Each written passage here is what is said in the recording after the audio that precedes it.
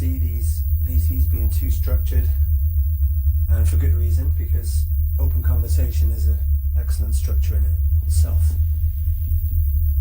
Albeit this week, much of the focus, I believe, is going to be around the improved use of AI through experience, and we have a few people in our community that really know what they're talking about.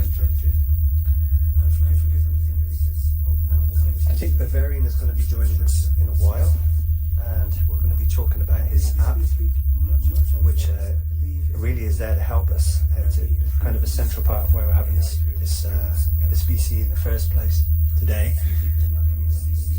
So I thought I would kick off with something I've been thinking on for quite some time, after reading X's own authenticity policy, and something about it stood out to me.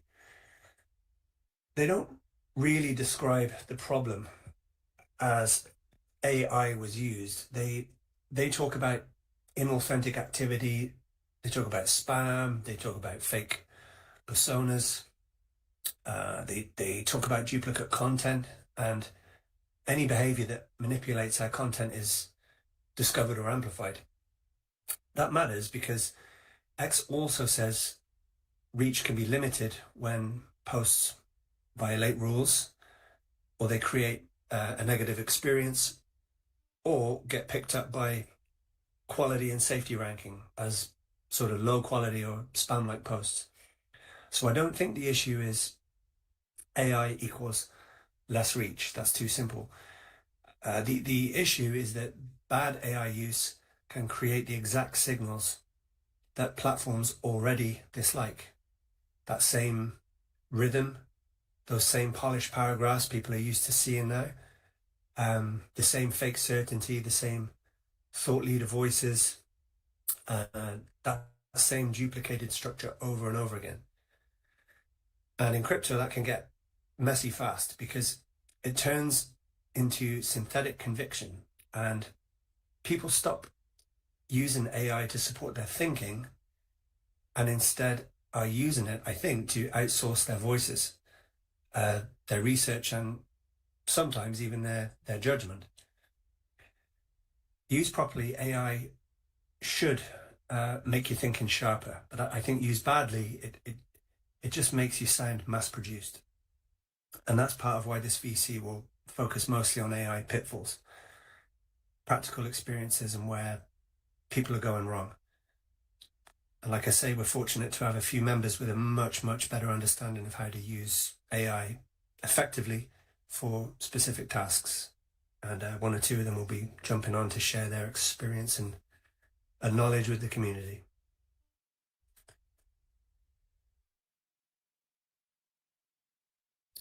If there's any issue with the screen share, or any tech bug mishap takes place, please just say, and I'll do my best to rectify it here. This is the first time I'm doing a screen share, but I think I may have it figured out. And thanks to there's actually Dr. Pegger helped me figure it all out this week. So we did a dry run, and it seems to have worked. I hope everyone's having a good day wherever you are. Yeah, nice one, Osprey. I can see you're loud and clear, bro, and yeah, it looks good. Cool. Basically, it's just a blank screen, right? You've got just the list of what I see on my own screen. If I come back into chat, you should be able to see chat now.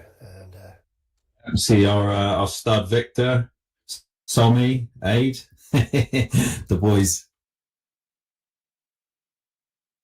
Doc, as I'm like looking at my screen here, I'm just looking at chat.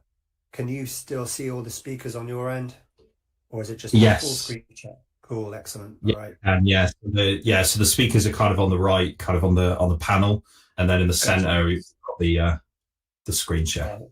That's excellent and awesome. Thanks for helping me figure that out. It was like stressful trying to get it right, but it's yeah. I've been doing a bit of back and forth with Bavarian. I think we're going to be going through the application, or the sort of site he's put together. He's going to help better explain that in a while. So I thought that would be useful. But I kicked off with that stuff about, AI on X.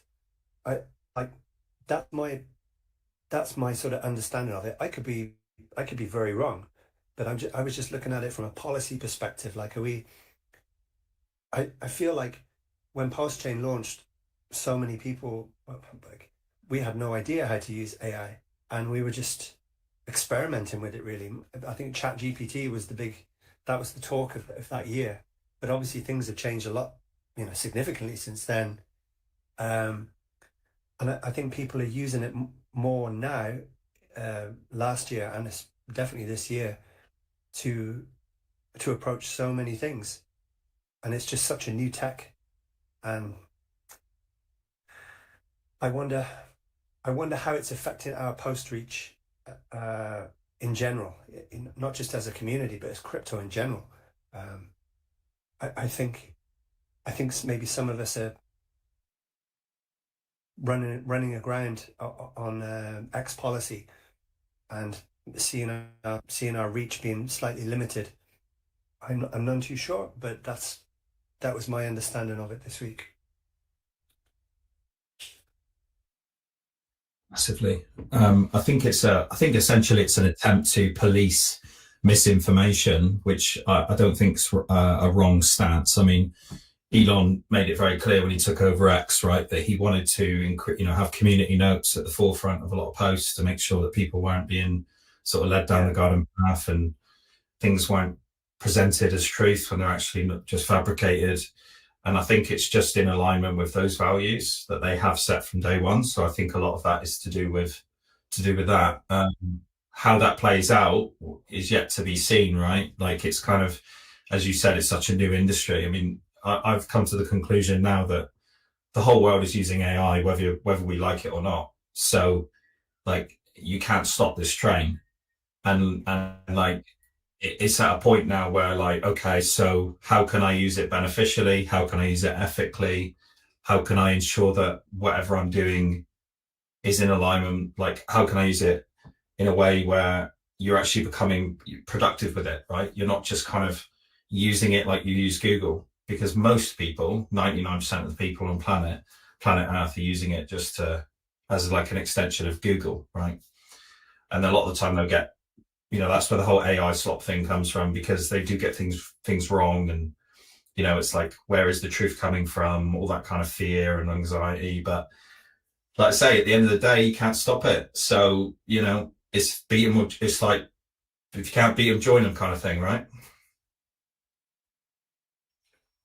And also, like, if you know where you're going, I think of it as like a map. If you know where you're going and you know where you are, it's easy to set a course, right? So there's a lot of noise out there, there's a lot of bullshit and this and that, but really it comes back to, how do I use AI? What is it good for? What am I trying to learn from it? What's the benefits? How am I helping other people? And just aligning yourself correctly with it, and using it, and remembering that it is just a tool. It's no different from using a screwdriver at home to try and fix something or replace a light bulb. If you don't know what you're doing, you're going to fuck it up anyway. But if you get good at it, you can do things efficiently and do things quickly, and then suddenly that screwdriver becomes really valuable to you. So you have to just acknowledge it for what it is, which is just a tool, nothing more than that. And don't buy into the kind of all the distraction and the bullshit and the fear mongering and the rage bait and all that kind of stuff. That's just kind of where I start. I start with that basis, just a tool. I'm using it, and to be honest, I mean, I personally love it. I'm a proponent of AI. I was just taking the counter argument of, okay, so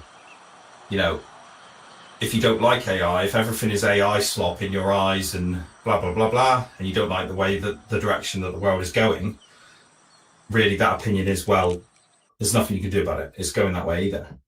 But if you're in the camp where you like AI, which is the camp that I sit in very firmly, you'll know that, well, this is the biggest opportunity that humanity's ever had.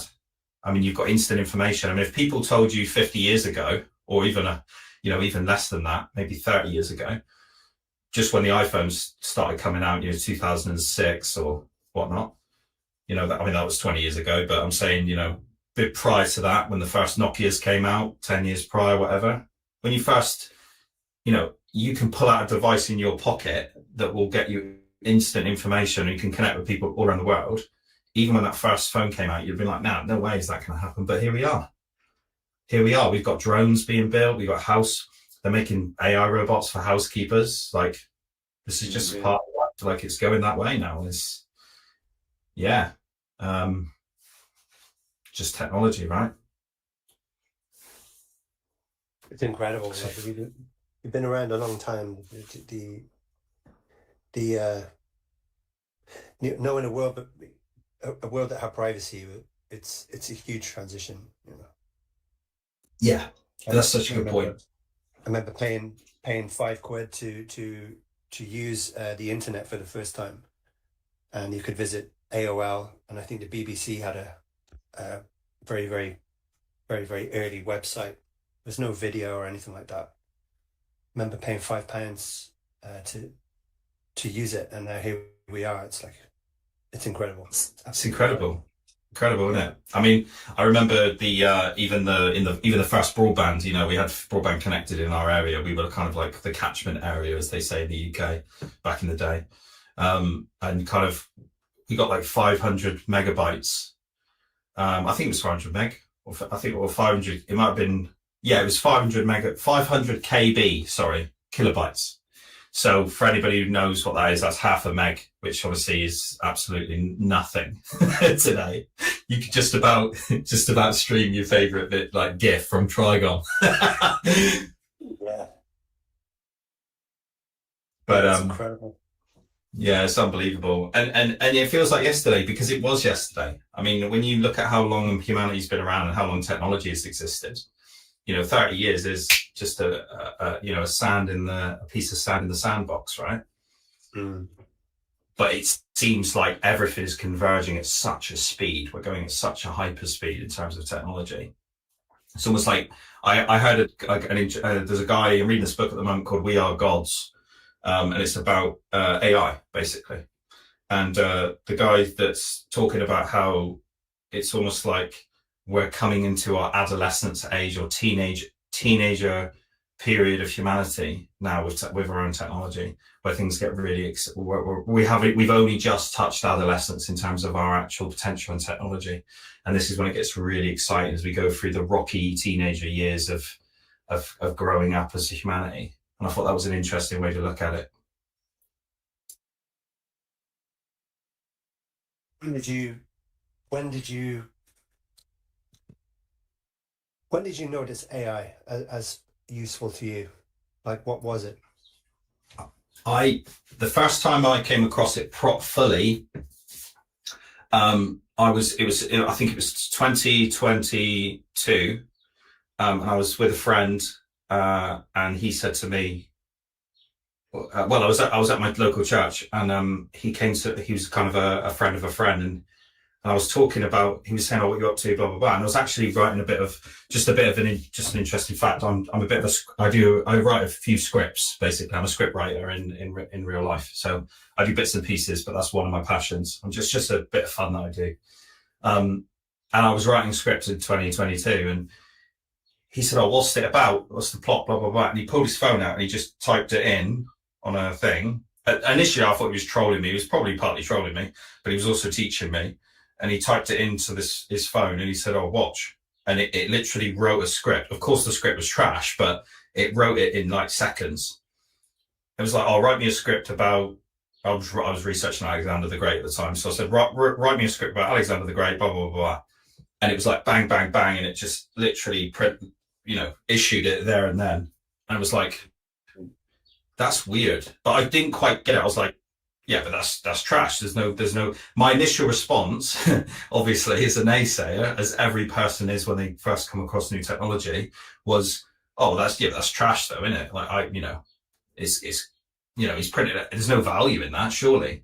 So that was my initial push. And obviously, you get sentimental of what you're doing, right? You want to be protective of what you're doing. Like, I want to be a real screenwriter.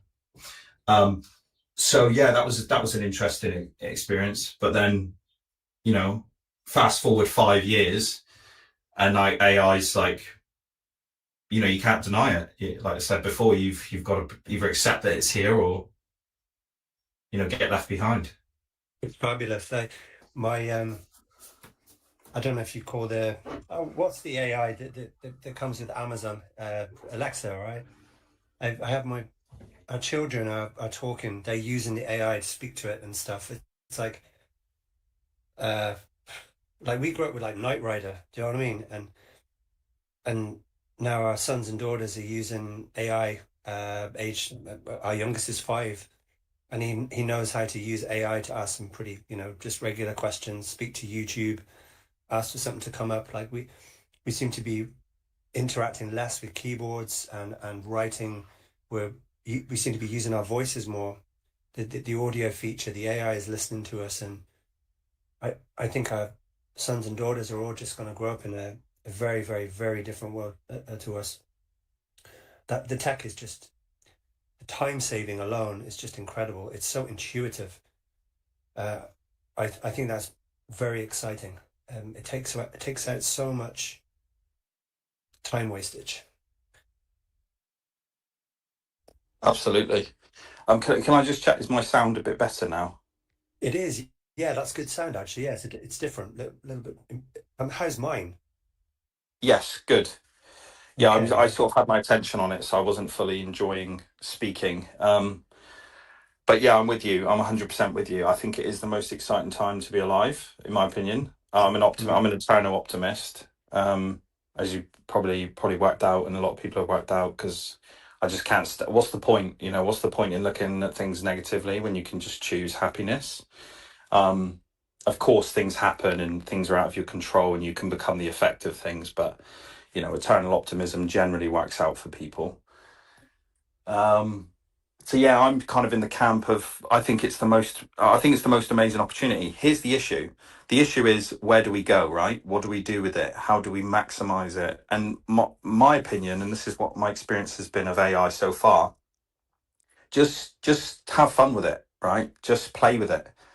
Experiment with ChatGPT, experiments with Claude, um, try some others. There's some other AIs. You can even program your own AI and isolate a local environment, which, you buy a cheap Lenovo computer or PC or something like that, and you can build it from the ground up and isolate it and keep it away from your private information, any Gmail accounts, all that kind of stuff, any iCloud accounts, whatever your cloud you're using, or whatever just don't connect certain accounts to it. Do your research of your sandbox, because you can then set up like things like AI agents, and you can experiment and you can create email addresses if you're trying to launch a business idea, or like it really is limitless. And that can also create, as we know, the analysis paralysis, right? The idea of like, oh shit, I've got the world at my fingertips, so what shall I do for the rest of my life, because I can do anything now. Do you know what I mean? Like, it is that thought kind of that does come on people's minds. So, but you don't have to do that. You can keep it simple, and you can say, well, I've got family, I've got this, I'm busy. Just focus on the small stuff, right? Just think, oh, well, I'll do a little bit of research on pDAI. I'll do a little bit of research on the 80,000 Bitcoin that was moving, which, shout out to him, Mike, by the way. That video was incredible. If anyone hasn't seen it yet, I'll definitely drop it in the chat. And you can use this AI for, I mean, predominantly I use AI for research and development. So it's always R&D with pDAI. And by development, I mean, can I develop my conviction in terms of, can I learn more about what's actually happening, and then, allocate those funds accordingly. I mean, I've never been more bullish. I meant it when I said it yesterday. I've hit reset mentally, psychologically yesterday. I'm ready for the next 12 months. I know people don't want to hear that, but I'm ready. yeah, good. I'm glad to hear it, because that's how it is. That's the reality. And Why do you say 12 months? Just because, if we presumably have bottomed, right? So that's the big question, right? Have we bottomed between now and October? And when I say bottomed, I mean two things: Bitcoin and Pulse Chain. Obviously, they have to be respected independently, but one generally follows the other. There is an argument to be made that because of the lack of the legal overhang from the Richard Hart cases and Interpol, Europol, etc., even SEC, has suppressed the ecosystem. So we never really had a bull run. This cycle we had a bit of a run. We had this, we had that. Some people made money, but the mass majority of pulsicons and hexagons and pDAI and ditards made no money. So like, is it? Where are we in the cycle is the question. In my opinion, based on all the statistics that I've got, like the information that I've, I mean, a lot of people are kind of, whether they've accepted it yet or not, and they're still trying to fight it, or whether they have got to the point where they go, okay, the cycle is probably bottomed, or it's kind of over, or we're not in a mid-cycle correction anymore. Because here's the thing: in 2 years' time, if we run up, some people will still be saying, "Oh, that was just a mid-cycle correction. The big boom is coming." But it doesn't really matter which camp you're in, but you can't really miss the next cycle. Like, the bottom line is you can't miss it again. I think everybody did everything right this cycle, but we didn't get what we deserved. What we deserved. I mean, if you believe in the natural laws of the universe, it's kind of spooky how Richard Hart had the best performing asset last cycle, and then arguably the worst performing ecosystem this cycle in terms of new releases. Does that make sense? So, like, I'm not saying it's the worst performer, but it's down 95%. There are other, I'm not saying it's, I'm also saying that the value and the price are not reflecting. So, like, the worst performing in terms of price performance, but in my opinion, the best performer in terms of technology. So, like, it's important to differentiate between them. But yeah, to answer your question, Abundance, the reason I say about 12 months is because I believe that we've bottomed. Between now and October, we'll 100% have bottomed in terms of the greater market, Bitcoin included. Ethereum will follow, large caps and pulse chain. If we have a bit more blood, maybe we'll go 50% from here, but I just can't see it happening. Okay, does that mean that you're excluding pDAI and what's going on with the building? Right. Yes. Yes. Okay. I'm glad you said that, dude. Okay. Sorry, I realised I didn't acknowledge that. I was talking about cores mostly. But yeah, pDAI always, and here's another thing, interesting thing about AI on the subject. I've actually inserted instructions, because when you're using AI, you must customize your AI. It's very important. I'm sure Bavarian, Osprey, myself will go into it in detail at some point today. But the customization is so important. And one of my customizations is to treat pDAI as an independent thesis. So I've said, when I talk to my AI about pulse chain cores and liquidity levels and pairs and DEX tools and DEX screeners and all your cool and interesting cool shit, I say, make sure you keep pDAI as a separate thesis, which obviously I've published my thesis, right? pDAI-thesis.netlify.app, right? So everybody knows what I think on that. I've made sure my AI knows that too, and said, keep that as a separate thesis. So at any point when I'm talking about cores or bottoming in the market, blah, blah, blah, really I'm talking about anything that is pre-peg. So like, the peg has not yet happened. Obviously at peg, that's a completely different story. That's, 80,000 Bitcoins worth of value, essentially pegging a unbacked stable coin, which is just going to create this hyperloop of explosive gains across the entire ecosystem and basically vampire attack all of DeFi. That's the thesis on pDAI, and that will remain until disproven, basically. Thank you very, very much for that thesis that you wrote, by the way. It's excellent. Because what I did at first, I was speaking to, I think it was Grok, and with Grok, I put in, what does it think of pDAI? And it had a bunch of negativity to say, yeah, nothing nice, right, basically, yeah. And so what I did, I put in your thesis and a lot of other stuff from Decentralized Me, from Coexistence, Stephen. I think some of the information from the Pulse Vision group as well, their videos, etc. And after a few days or a couple of weeks, whatever, the output from Grok now is a lot more positive. And this takes us back to what you were saying earlier about the way AI functions. AI will just use whatever it can find, and it will base its response on basically anything. So when you're talking about, I think you said configuring it, you're right, because you have to steer the AI. AI will pick up any garbage and turn that into something that it thinks is meaningful. And just as you guys were saying earlier, the average reader will take that as gospel. So you have to steer it in the direction that you want it to go in. Totally. But long story cut short, now with all the added information that I have put into the AI, the output regarding pDAI is a lot more positive. That's a good point, mate. I appreciate that, dude. Yeah, and you're exactly right. I mean, look at us as just as humans, right? If you wake up and the first thing you do is reach for your phone, you're completely at the effect of what happened on social media the night before, right? You're completely at the mercy of your feed, depending on whether it's good news or bad news or whatever your algorithm is delivering you. So it's the same way, isn't it? It's like you're the AI in that scenario. Like, you don't know what's like, unless you take a step back and say, okay, what is true, what is not true, what am I interested in as well? Like, can I have the discipline to not reach for my phone and, clear my mind after a long night's sleep and, do those healthy habits? So this is an example, but you kind of treat that like you would treat your AI, right? You point your mind in the direction that you want. If you open up social media and the first video you see is something negative, right, that could set the tone for the day. Is it a negative day? No.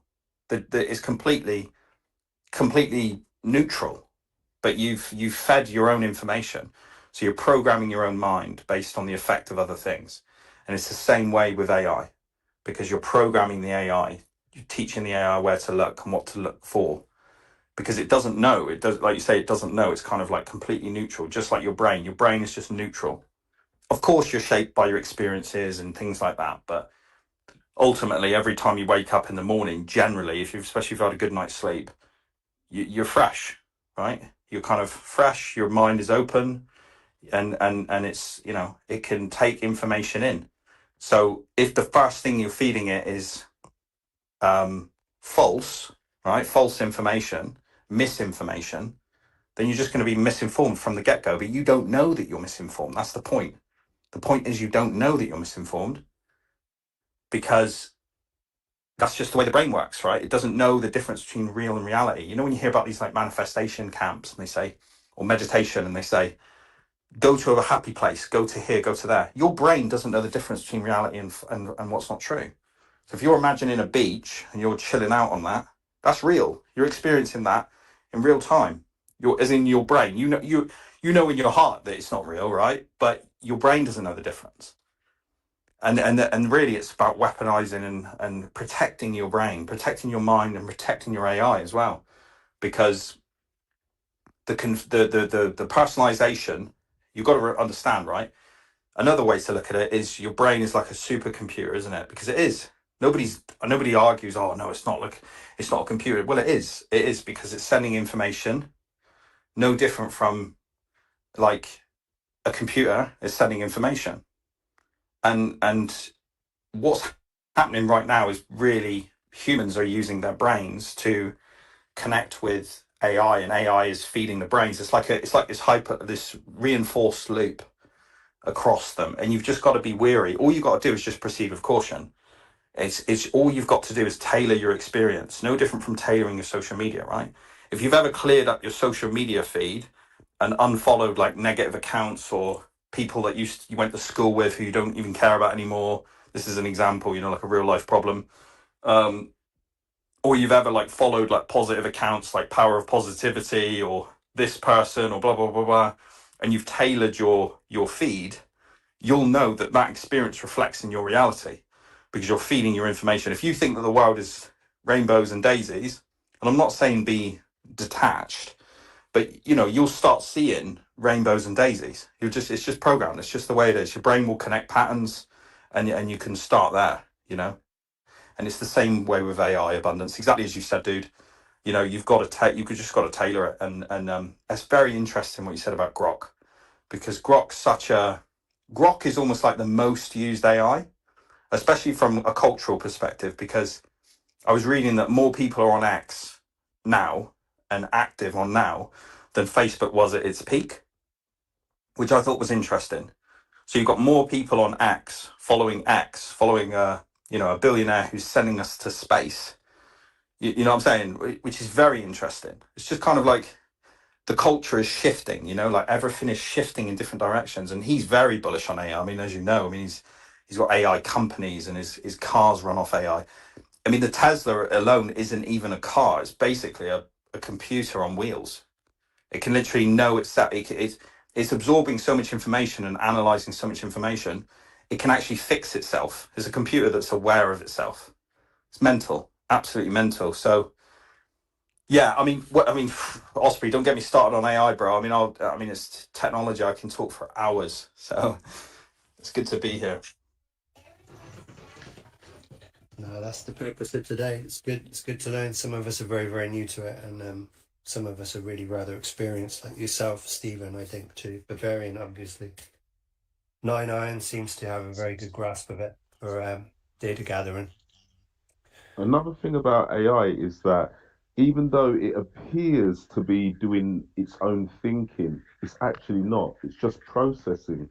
For example, because I've been doing quite a bit of work on AI myself, and one of the things I've realized is that, when you see on Google, for example, you type in your query, you do your little search, and it comes up with that AI overview at the top. Now, all it's done, it appears that it's the Google AI or whatever it is, Gemini, whatever. It looks like that has come up with its own reasoning. It actually hasn't. All it's done is it's visited a bunch of websites that have got a specific bit of code inserted into the site. So the AI, what it does, it sees that the code's there and it reads those particular websites. That's actually something I've been working on, a project called Hive EO over the last couple of months or so. What the project does basically, it enables websites to be seen by AIs because AI is taking over search little by little. Obviously, Google used to dominate the search engine industry, but now that Google itself isn't being broken up, but their market share in terms of AI search or in terms of searches is now being broken up because whereas before everyone went to google.com to do their search, not anymore. People are now opening up their phones, they're going into ChatGPT, they're going into Perplexity, Claude, and all the others, Grok, whatever, and they're actually doing their searches in there now. But all of those search engines still work off the same way. They all pull their information from the websites that have got the information and the AI readable code in the websites.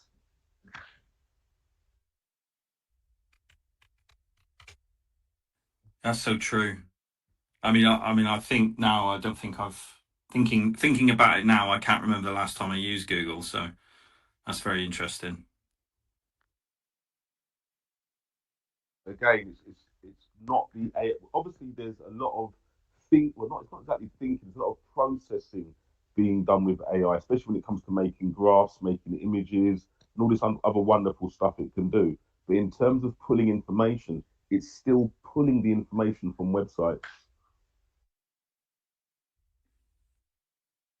Yeah, and that comes back to the personalization element. Because there are, you can tailor it. Like for example, Claude. Claude is my favorite personally at this time. I spend most of my time on Claude for a number of reasons. I like the UI. I like the apps. I like the customization, the design elements. Claude code is so good. You can like literally write code. It's got decompilers. So decompilers, for those that aren't aware, it basically unpacks code from its base, like its source code, effectively, which is really quite cool. So like if you put a contract in there, you can basically unpack it. This is what Bavarian's been spending a lot of time doing. And you combine that with AI and you educate the personalization format, and you can literally teach it like, okay, so here's the thing. You can say, I am now a research developer. In fact, what I'll do is I'll just open up mine, if that's all right, and I'll just read what mine is. So, for example, because I have projects, the number one thing I would recommend anybody who's using AI is to create projects, because you can tailor those projects to specific things. So for example, if you're writing, like, let me give you 2 examples. If you're writing a poem or a short story or something creative, obviously you want to avoid boundaries and rules and laws, as it were. Does that make sense? So like, you want to, obviously you have, you know, your 3-act structure and you have things like that, but you know, your start, your, you know, your setup, your, you know, your inciting event or whatever, your main chunk of the movie, and then your closeout, your conclusion. That's generally how movies operate, right? It's an example. We all watch movies, so at least I hope we do anyway. It's 2026, but and then yeah, so that would be a creative thing. So you would tailor a project to that specific thing, right? So there's kind of room for error, if that makes sense, because you're being creative. But if you're doing something like research, there is no real margin for error, because when it comes to research, you're trying to duplicate as much of accurate information as you can from a source that you believe to be accurate. So your assumption is, okay, this information is true. Fortunately, we are researching the blockchain, and the blockchain doesn't lie. So, you know, you have an advantage, you have a massive advantage, because you're not kind of duplicating something based on someone else said. You know, is dinosaurs real? Well, if you ask all the early you know, if you ask all the early kind of guys that are digging up the bones and stuff, the paleontologists, depends on who you ask, right? You know, did the T-Rex exist? What year period did it exist? Well, this information says this and this information says that, blah blah blah blah blah. Then the consensus is, oh yeah, they existed. But again, you're relying on humans to validate that. But with blockchain, you don't. You know, it's immutable. It doesn't lie. It just presents you information that is being actioned by humans and other people, like AI bots using the blockchain. So the pDAI research, for example, there's loads here. There's loads and loads here, but it basically says pDAI research project instructions, right? This is an operating document for myself and Claude. Keep us focused, fact first, no looping. You know, what is the purpose of the document? This is me talking about pDAI research as a project on Claude. You know, determine on evidence whether a sustainable pDAI repeg is happening or can happen, and convert open questions into checkable on-chain facts. Avoid narrative loops, so avoiding narratives. Avoid both hopium and unearned doom, right? What's the operating lens? The premise we reason from. So for analysis, we adopt this as a working premise, not a proven fact. Richard Hart retains control of the chain. So straight away, I've tailored the project to state the assumption. We've made an assumption, okay? And it's important that we acknowledge these for what are we assuming, what is fact, what are we inferring, because inference is basically what we're speculating based on fact, is it right? And then there's speculation. So it's important to separate those. And I've made an assumption that Richard Hart retains control of the chain. So straight away, you've got a starting point. So you've said to the AI, because here's where AI often goes wrong. If you feed it all the information, you've set no direction, you've set no assumptions, no basis, no starting line. It's just like, oh yeah, that looks like it's just being extracted. Do you know what I'm saying? Like, that's something wildly it'll throw out. Because unless you present an assumption and state the assumption is that Richard Hart remains in control of the chain, it will just assume that he may or may not. And then it'll spend too much time and energy on the may or may not. And then you can't even get to the next level, the next step, which is, what's he doing on the chain? Does that make sense? The next question is, what's he doing? So these are sort of important. So that's an operating lens, right? Obviously, everyone's got their own systems and everybody's got their own kind of way of doing things. And then it's like things like, how is the lens used, right? To run the bull case at full strength and ask, if this is all true, what should we see on chain? And do we? So it's kind of asking, like, this is the stuff that's happening on chain, and do we see it? The lens generates predictions that we test. It does not close questions before checking. It's another thing that AI does, right? It closes questions before actually exploring them. Sometimes it will assume that it already knows what your response will be. And this comes back to tailoring it, and then there are things like tiering every claim, like, what we talked about before, putting it into little boxes, right? They're like little buckets of proven, we pulled it, strong, researchers, receipts, checkable, claimed, which is single source, like if one thing has been a claim, right? Because if one person's claimed something, that's a claim. You've assumed something, that's the premise of something, right? And then speculation, which is the intent or the narrative. So you kind of have to break your AI into different like pieces and say to it, look, these things are, what's the purpose of what we're doing? Like, how are we doing it? And then structure it and treat it like a system. Because if you don't set the instructions on projects on Claude, for example, as I said, this is the one I'm using, it's just going to hallucinate. It's going to go off that's where the AI slop comes in. Because a lot of people that say AI is AI slop are not wrong, but they're just they're not using it correctly. Sorry, Doc, can I just interrupt you for 1 second? Sorry, because they haven't customized it. They haven't given it a personality. Basically, you're basically giving your AI a personality. You're basically saying, how good can you customize AI? You can customize it as much as you want. You can state, do not come to me with information unless you've checked the chain first. You can say that. Right, so straight away you've eliminated majority of error, and these are the kind of things that you need to be looking at. Because if I go to my main customization, which is basically general, here we go. So instructions for Claude. I'm just going to read this one out. So speak with precision, authority, and respect. Communicate like you're briefing a high IQ operator. Assume intelligence, ambition, and strategy. Always think forward, anticipate outcomes, map scenarios, and quantify probabilities.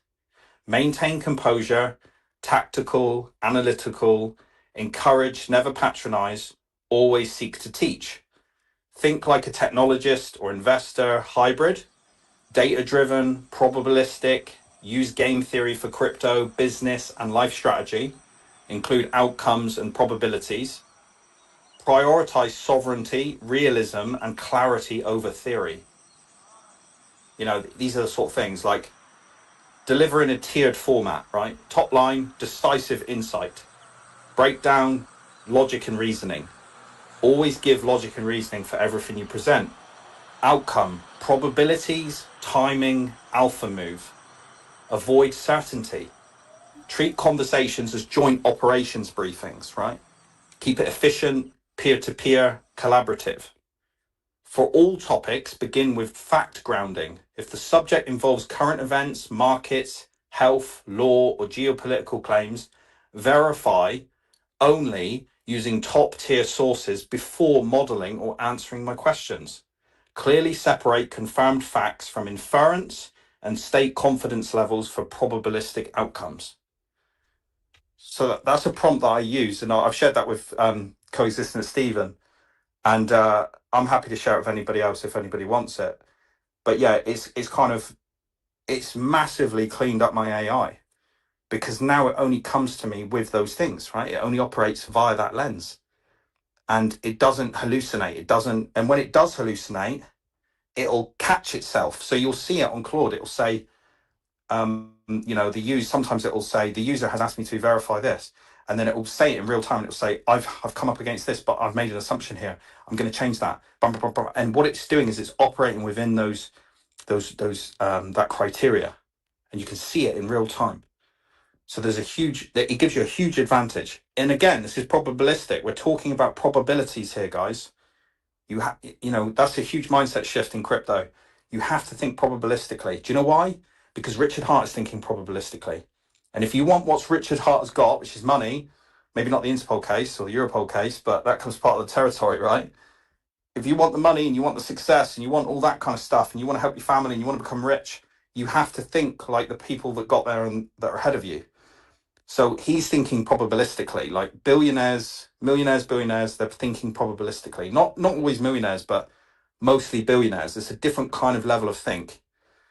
And really what we're trying to do is we're trying to understand the man, because if we can understand the man, we can predict where he's going and what's going to happen.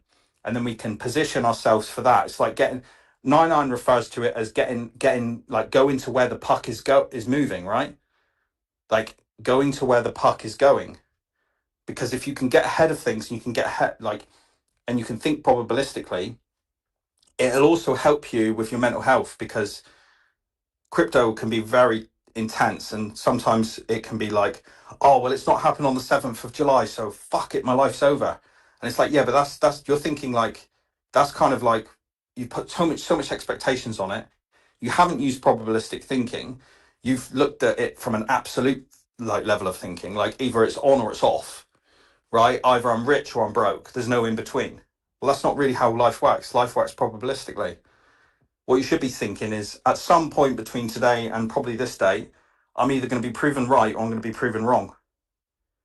But it's okay, because at any point I can be proven right, and at any point I can learn that I've been wrong.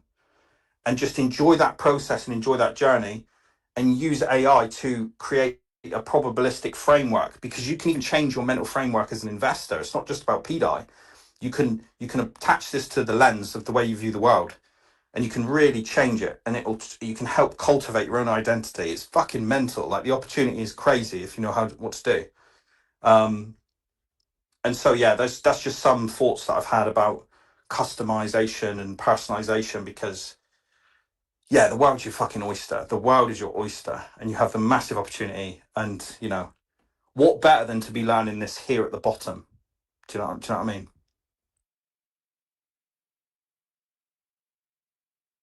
Really well said, Doc.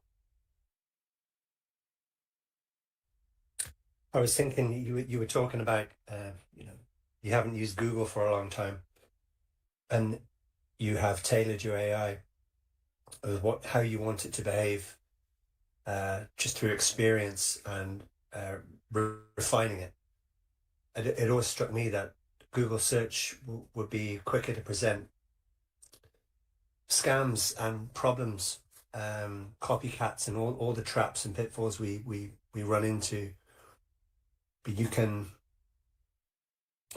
type something into Google, and it was the case at one time where your results would be ranked by some degree of popularity.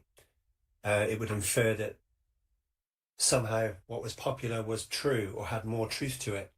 I think this was addressed at some point, maybe in, I don't know, like 2007, 2008. They had to change some features, because popularity wasn't always the truth. And therein you have you run into data or truth problems. I don't know how it is today so much, but I do know that when I type in certain sites into Google, which I know are authentic, I just do a Google search of the site, and I'll see a fake site rank first. But I'm pretty sure even though I think someone was unlucky and recently typed in, I think they typed in Liberty Swap maybe into their chat GPT, and somehow, let's just say whatever AI they typed it into, they ended up getting scammed, because they were given a link to a copycat website which drained them. But if you can tailor your AI to triple check every link that it refers you back to, then surely that's better than just going straight to Google and finding yourself tapping the first one or two sites that come up on the ranking.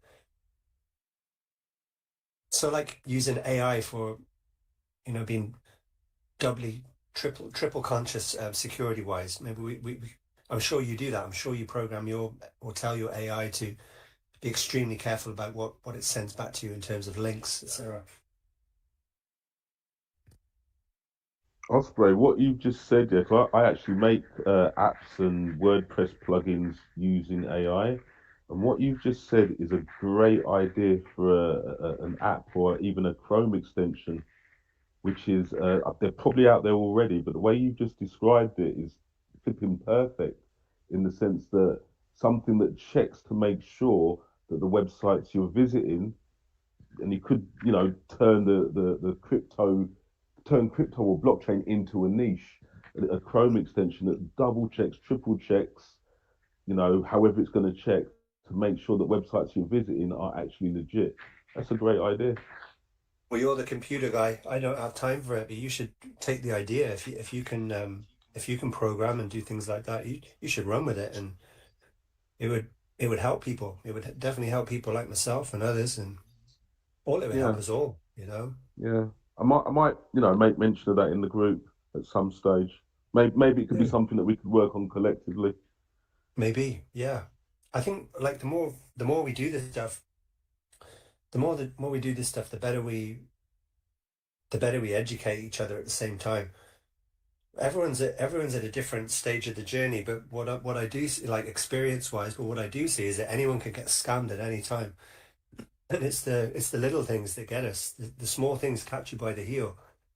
Um, Whatever we can do to uh, to make that less of an issue, the better. Good thinking. I felt All right. dreadfully sorry for that guy that got scammed. It was just the worst, because he really was, everything, all his intentions were the best, for himself and his future, and it was just wicked. It was wicked what took place, all because a scam link was on Google or whatever search engine. I'm not really sure how it works. I have a rough idea, but the AI just it picked up on the scam link instead of the right one. It's such a shame. Avoidable, but shame. At least with Liberty Swap's new wallet, it's kind of whitelisted particular addresses. I don't know if they've released their new version yet, but I know their new wallet kind of sifts and filters through and kind of flags illegitimate websites, which is good. Hey guys, by the way, I thought I'd just cut in here. What's good, Mike? How are you? I was also thinking about the AIs. I mean, it's a good prompt to have, but I think the real value comes from building an AI that kind of points to the data and training that you've collected. Because I use Claude Code and kind of, I don't know if I've kind of cut in about halfway maybe, so let me know if I'm kind of repeating already what has been said. But with Claude Code, you can point it to like training data that you've developed, like markdown files. And I've used, years of kind of research data that I've kind of saved on my computer, and Claude can access that data. So it kind of, if I type in 5996 wallet via dong and ask if it's connected to another address, it'll point to those data sources that I've historically created and that it has access to, and kind of connect dots that way. At least then it's not kind of reinventing the wheel. It kind of can access the already researched data. And I think that's where the real value comes from these AI bots, is almost building on its training data over time and slowly compounding information. So it's kind of not starting from scratch. But I guess Claude Code, it does take some time to learn. But I really encourage everyone to get involved with Claude Code, because if you don't use it for blockchain, you'll be using it for work. That's the first stuff that will replace us. Is Claude Code is amazing. So I highly recommend it. As you've been building pDAI.guide, Michael, is there anything like your experience, like you've downside more experience than I do, but is there anything that stood out to you that was new, something new that took you by surprise since When it your comes, advent of learning about AI, and actually building these sites, and maybe there's something you hadn't considered yet? Because like AI has changed massively in a very short space of time. I wonder, is there anything that stood out to you during that process? I think it was probably the idea of, 'cause I feel like the Claude Code and its capability in referencing files on your computer, that's kind of a more of a recent thing or release that at least I was familiar with. So I think that aspect or that feature or that kind of technique was probably the biggest kind of pivotal moment when developing the research documents and kind of leveraging AI to its best of its capability, really. I think that was kind of it. Otherwise, developing the website itself using Lovable, it's kind of, yeah, it's kind of nothing too new. But it was that Claude Code, yeah, file access. And it kind of sounds scary, file access, but it's actually really, really useful. It's a superb site. It's just brilliant. I think it's fantastic. Thanks. Yeah, I still need to update it, I must say. Because there's been so much more new information that's been found. I mean, we can see 5996 doing stuff now. Yeah, what's going on today, Michael? Can I just cover that as well? Because I saw the Autoscan link, but I didn't click on it because I didn't want to take the screen because I'm screen sharing. I didn't want to make it all confusing for anyone. No, streaming. fair. I kind of don't want to say anything too soon because I don't really want to make assumptions because I'm still on my phone as well. And Autoscan sucks to look at on your phone. But it appears to be a mint by it. Basically, it's 5996's helper contract, which is just basically a machine that 5996 has created to run on their behalf. That's my understanding, and it's been able to retrieve pDAI out of a vault. It seems so, and it's labeled as a mint, but I don't want to scare anyone yet. So let me confirm that. But it's not a lot of pDAI. It was only 400,000. But it does appear that it's the same contract, same helper contract that was used prior to the ESM back in 2025. So he's back at it, old Viet Dong. But we also see him cleaning up vaults using his other address, the 1967 address. They're kind of working in tandem, those two. I reckon there's more than one person behind these. But a smaller cluster. We'll see. Varian is in, but he's going to be joining us in an hour. Who's that? He has. We were just going to go through his site as well. The HTML code that he Awesome. posted into chat for Was us. that did you say Bavarian? Yeah. Oh, cool. Yeah, no, he's awesome.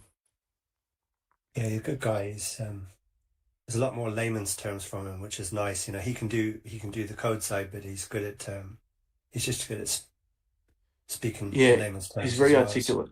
He has a very good understanding, which helps.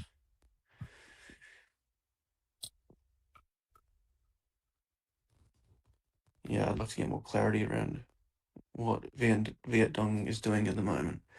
It's kind of interesting because they're doing these vault cleaning, I guess. But it sounds like they're doing it again, a year later. Like, why? Why are they still, why now? I haven't seen something like this for many, many, many, many, many months by 5996. So it'd be interesting to get some more clarity around it.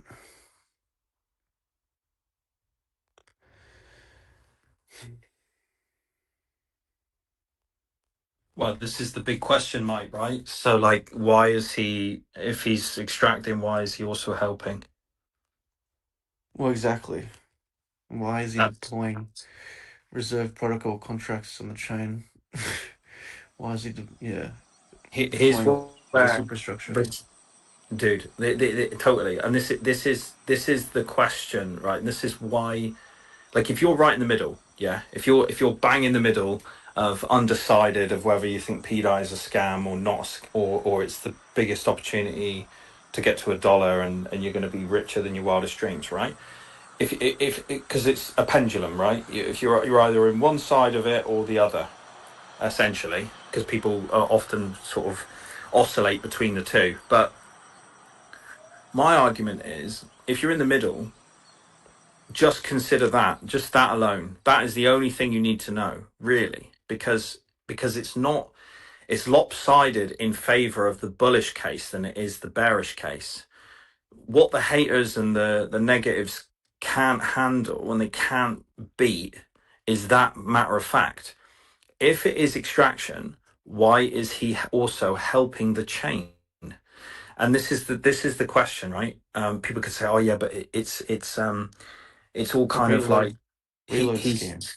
yeah, it's a reload scan. It's a reload scan. It's like, yeah, but he's using contracts that aren't even connected to pDAI as well. Well, that's Like right. There's the idea of him being the he's taken like taking position as a validator on the new, that Arbitrum layer 2 that he's now has admin rights over, which is also very interesting and strange, which we can't see into, which is yeah, also strange. Yeah, I mean, it's also the fact that if you go back, like the permission was granted to him, so he was given permission to do all this by, like, what we could assume is the pioneers, Breetap, Richard, etc., etc. Like the original it's all airdrop wallets, the permissionless. 596. Oh, I It's see. all You're thinking of the PComp takeover. yeah, That was a bit funny. That was a permissionless takeover, but only for those that knew it was available. It's almost like I kind of like using this way of putting it. It's like having the keys to a Lamborghini, but you need to know where the keys are if they were hidden. You know what I mean? yeah, That was kind of how that takeover occurred. And in tandem, and I think this is such a strong point for me anyway. This is kind of what really hits home for me. Is that on that occasion when that takeover happened, all the fear was everyone was freaking out. Giga was making posts, at that moment, Richard created a meme, credited himself, at Richard Hart at the bottom right of this GIF or this JPEG meme, basically indirectly implying it was him because it was a meme regarding I am the one who knocks. On what was the show about this show anyway, and the same Breaking occurrence Bad. happened. Thank you, that one. And the same occurrence happened during the Maker takeover by ESM. He was saying I'm extracting, and then he credited himself on the bottom right of the image, posted that image at the same time during the peak fear of that scenario. And during both those occasions, call me insane, but during both those occasions, when two of the largest protocols on his chain were getting exported, he was making memes. Only on those two occasions, crediting himself within those memes, and they're the only two memes that live on his account to this day. Happen to be on the on the occasions when those two protocols were taken over. So that's the largest conviction to me. That's just like you're preaching to the converted as I am now, but it's so clear to me. I mean, is he retarded? That's the other thing. It's like, do you think Richard is retarded? No. Well, then there's a larger plan at play here. Do you think he's retarded? Yes. Then sell and leave. Yeah. Yeah, sell and leave. Yeah, you just get on with your life. Find another ecosystem. Find another way to fix your problems. Like get on Tron, get on the stable coins that are actually $1 with no and just get invalidated. Sure, that's right. Just go and sell your soul to another devil, so to speak, on blockchain.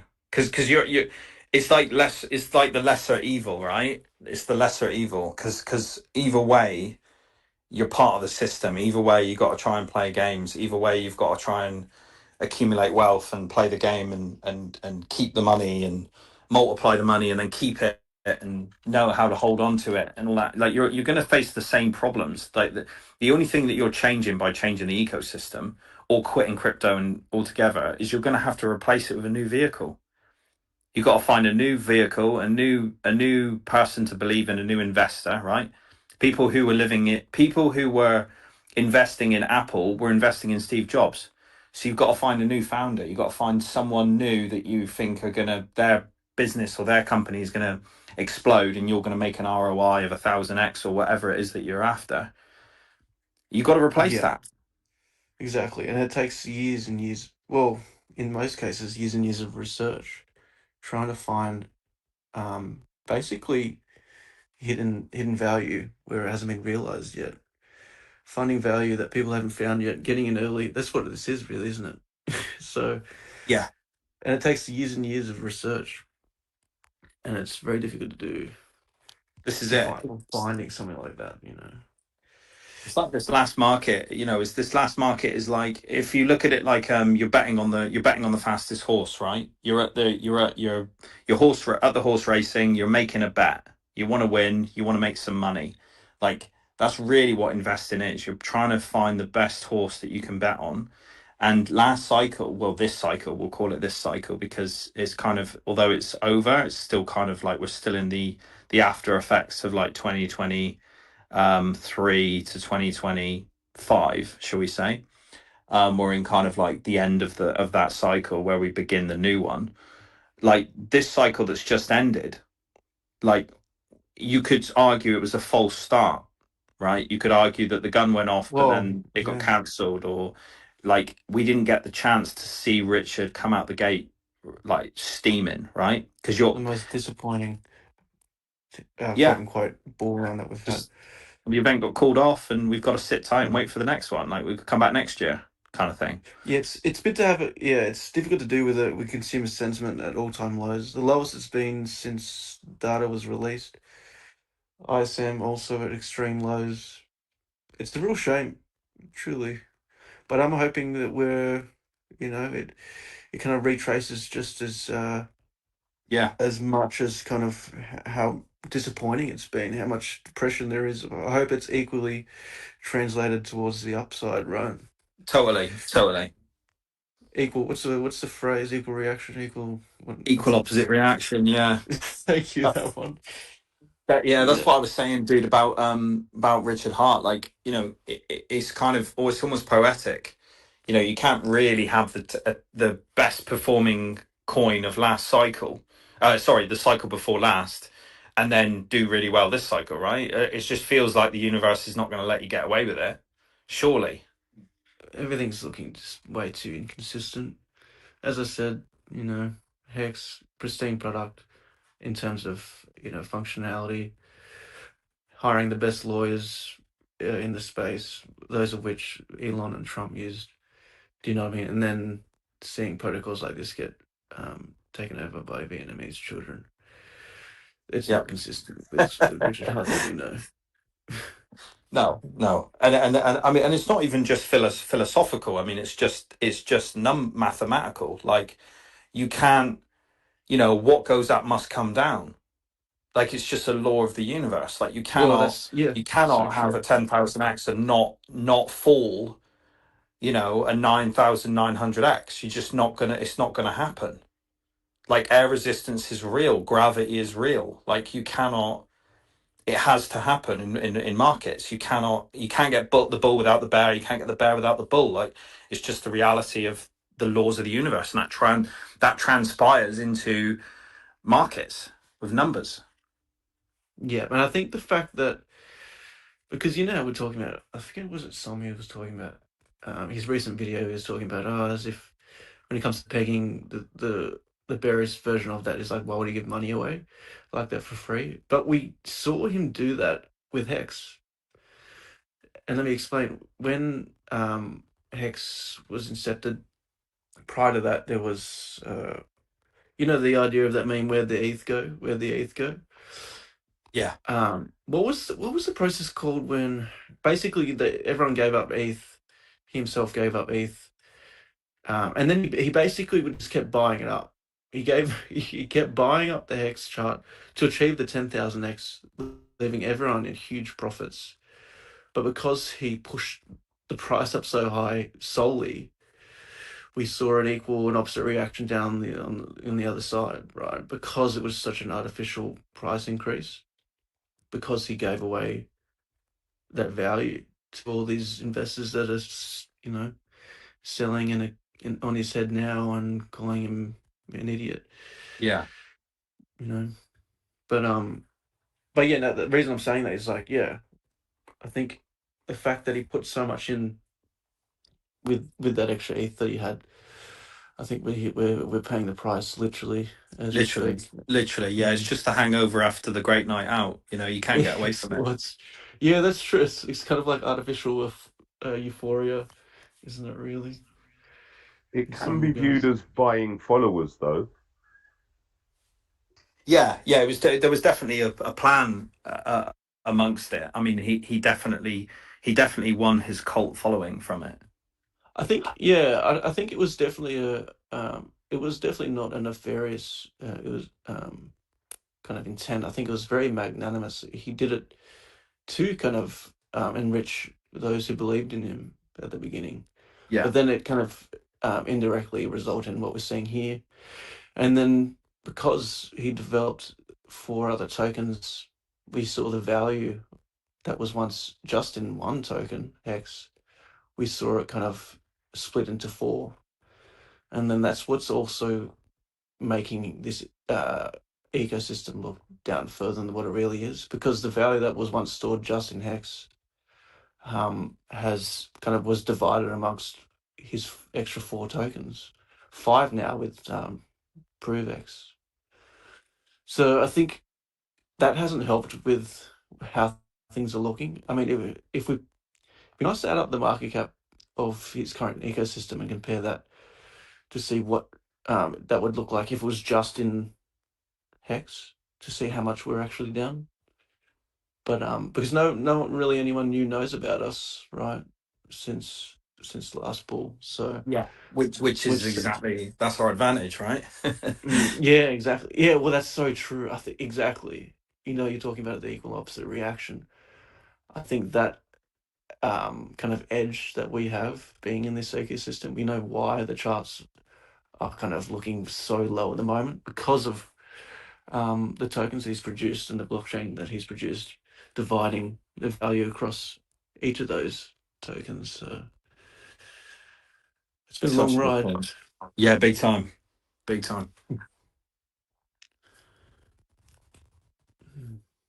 I mean, yeah, I mean, you don't really want to be, we all got in at, a lot of us got in at sack level, and you get a couple of $1 billion raises. You don't really want to be competing with the next man. Like, you kind of want to be in a position where we do get sold off 95%. And that means, put simply, another way, 95% of people have quit. It's Well, not that's like, right. it's not that exact arbitrage number, because obviously we have some whales and stuff that still have bags, but most generally, 95% of your competition is gone. So you can look at it that way. You can look at it as like, and when the group becomes small enough, we almost become this like super organism, like we're all kind of where obviously you get your gigas and your panoses and your creaths and all that kind of stuff, where we have a bit of banter, and some of us don't like other people and blah blah blah blah. But that's minor. That's minor. That's like, that's like, Baz and Tiger level shit, right?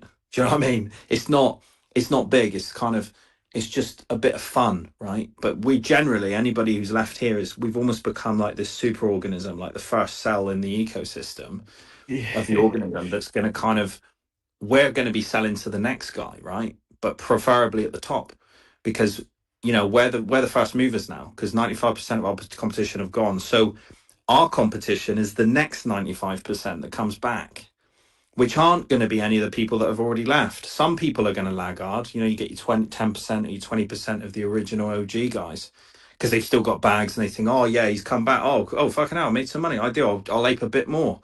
But they're over in ETH and Solana, or they're doing real estate deals in real life, or they're with their families or whatever. Like, so much shit has happened in the last 5 years.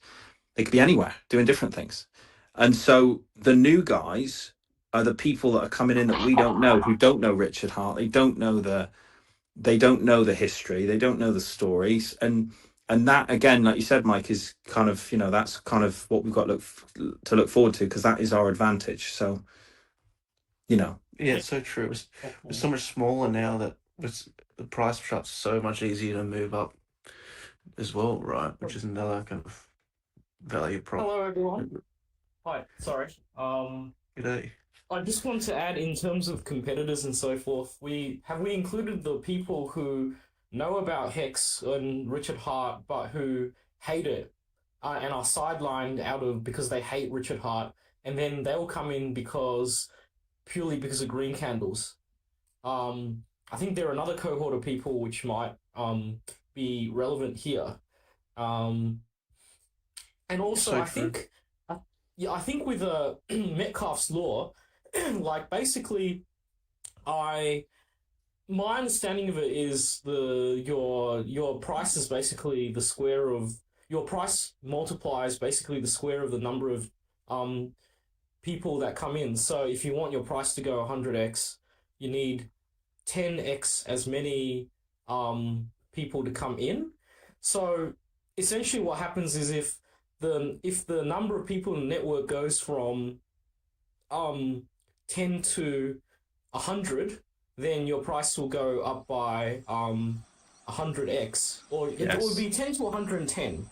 Yeah, well, technically, but that would technically mean that for the 10 people to get the 100x, they have to dump on the 90 or 100 people that come in, which works where the smaller you are, the easier it is to get your 10 times as many people. Like 10 times 10,000 is a lot easier to get than 10 times 50,000 or 10 times 100,000. So I suppose, and I mean, it's a fancy way of leading to the same conclusion. But if the lower the price goes and the lower the numbers are, and plus if you have the ability to DCA or lump sum invest at those low levels, then the gain is more probability. There's a higher probability to get your 100x simply because it's easier to times 10 the number of people when you have a low base than when you already have a lot of people there already. So yes, yeah, I think that's what you're talking about. That's how I understand it. Correct me if I'm yes, wrong, but bro. that's just the Yes, way I'm Tanner. encapsulate it.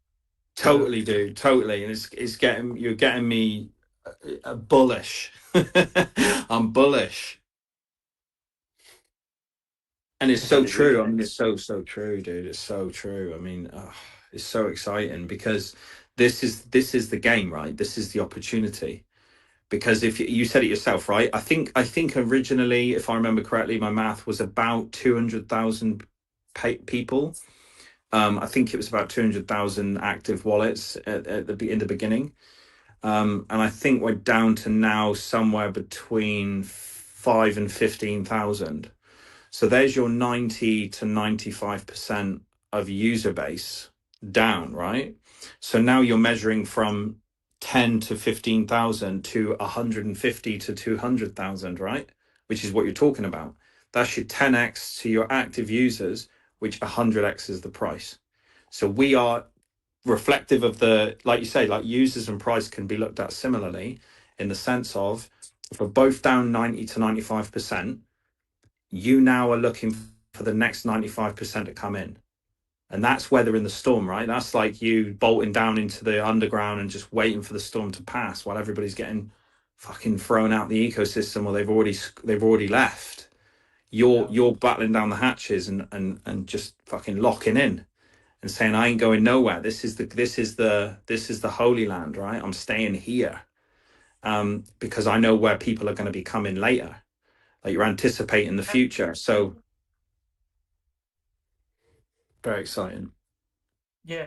And I have one related question which extends on that, which if anyone's got an opinion about it, would be helpful. So so basically, historically with crypto, what happens is as coins get older, the network effects tend to decay, etc., and mostly people historically have prepared to engage in shiny new object syndrome. Like, if it's a new coin, it's more likely to pump than an old coin because it's new, etc., etc.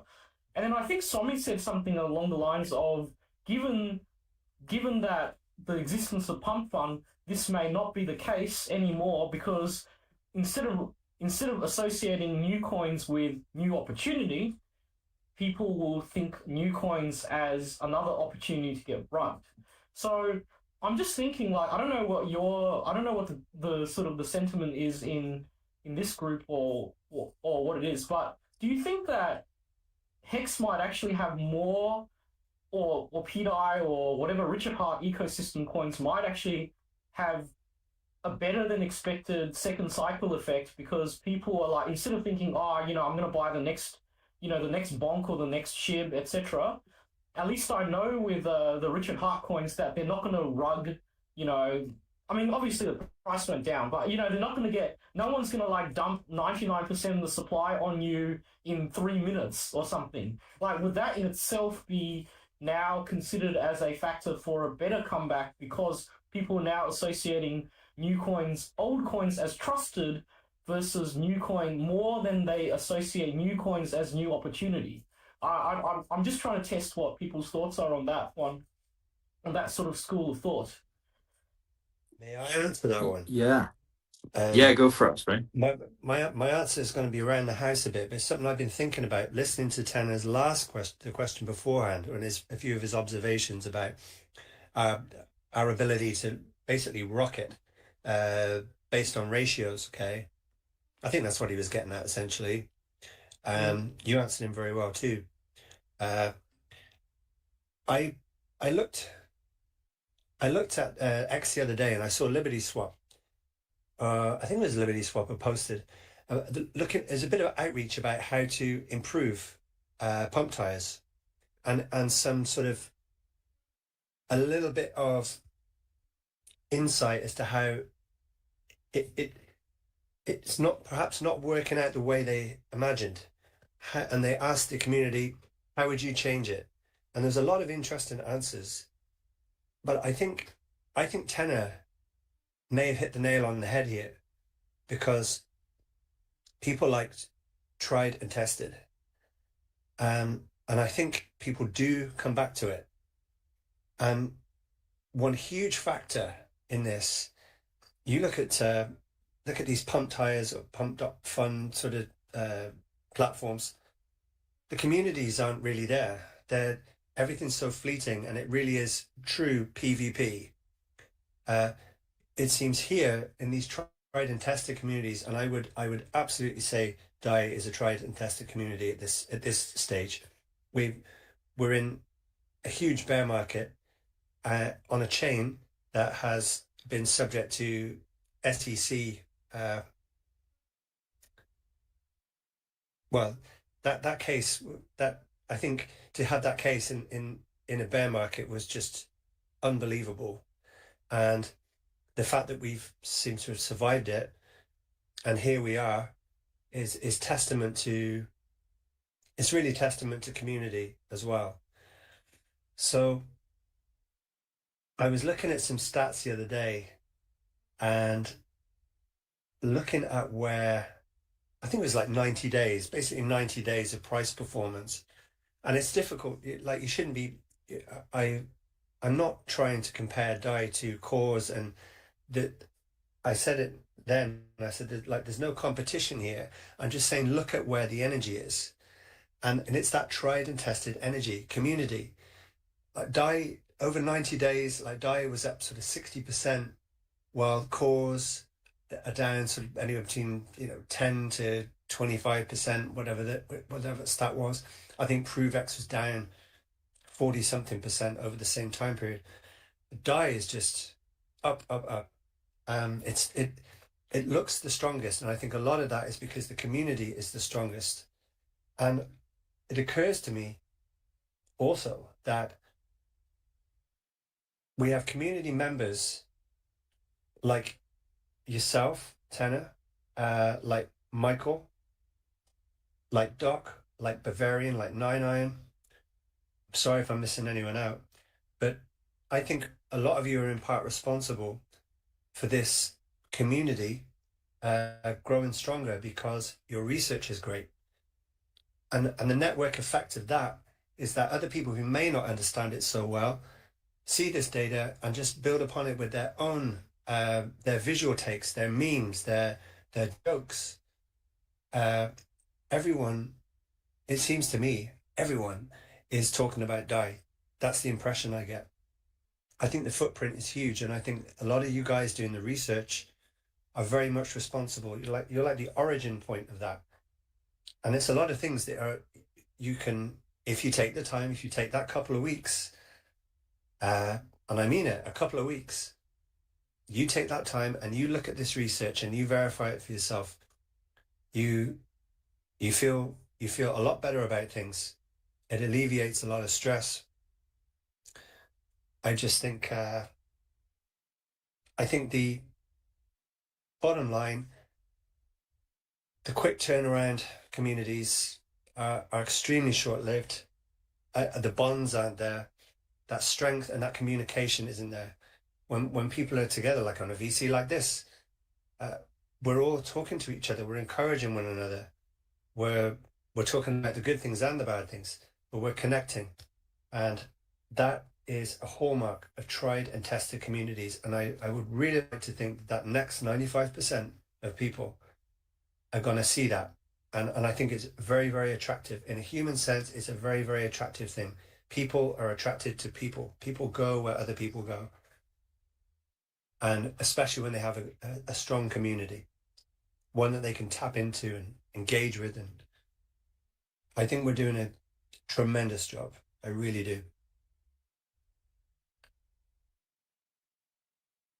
Well, I guess the pDAI to PLS ratio going up only for the last year or so is probably speaks for itself. Right, exactly.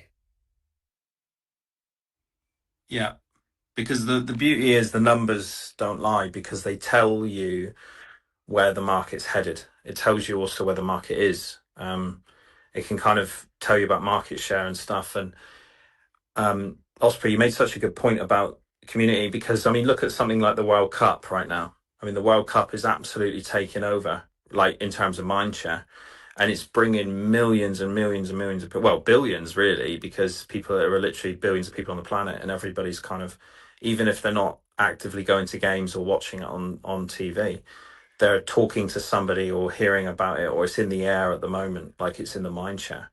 And that's the power of it, the power of people, because like you said about people wanting to go where other people are, people don't really want to miss out. You know, we're tribal animals, right? We want to be part of the most exciting thing. We want to go to the most exciting parties and be around the most exciting experiences and part of the most exciting teams. You know, that's why sports is so popular, because it's about teams and people coming together, and different cultures, different walks of life coming together and uniting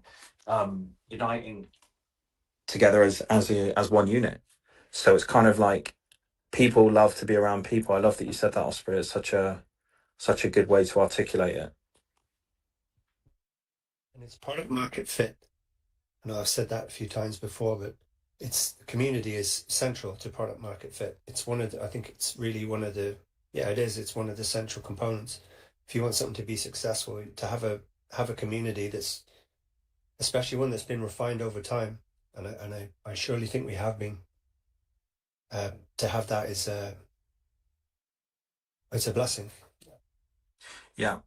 I mean, Tenor, you asked about the foundation, and Osprey pretty much answered it. My only take on that really, and the only way I view it is that, like, you know, if you can't kill a community after 99% down, etc., an SEC case going after its founder, Interpol going after its founder, Europol going after its founder, and they still can't catch him and try and fraudulently hurt him, how do you beat us? Like, I can't see it. I don't know. I don't know how you answer that question. Like, how do you beat us?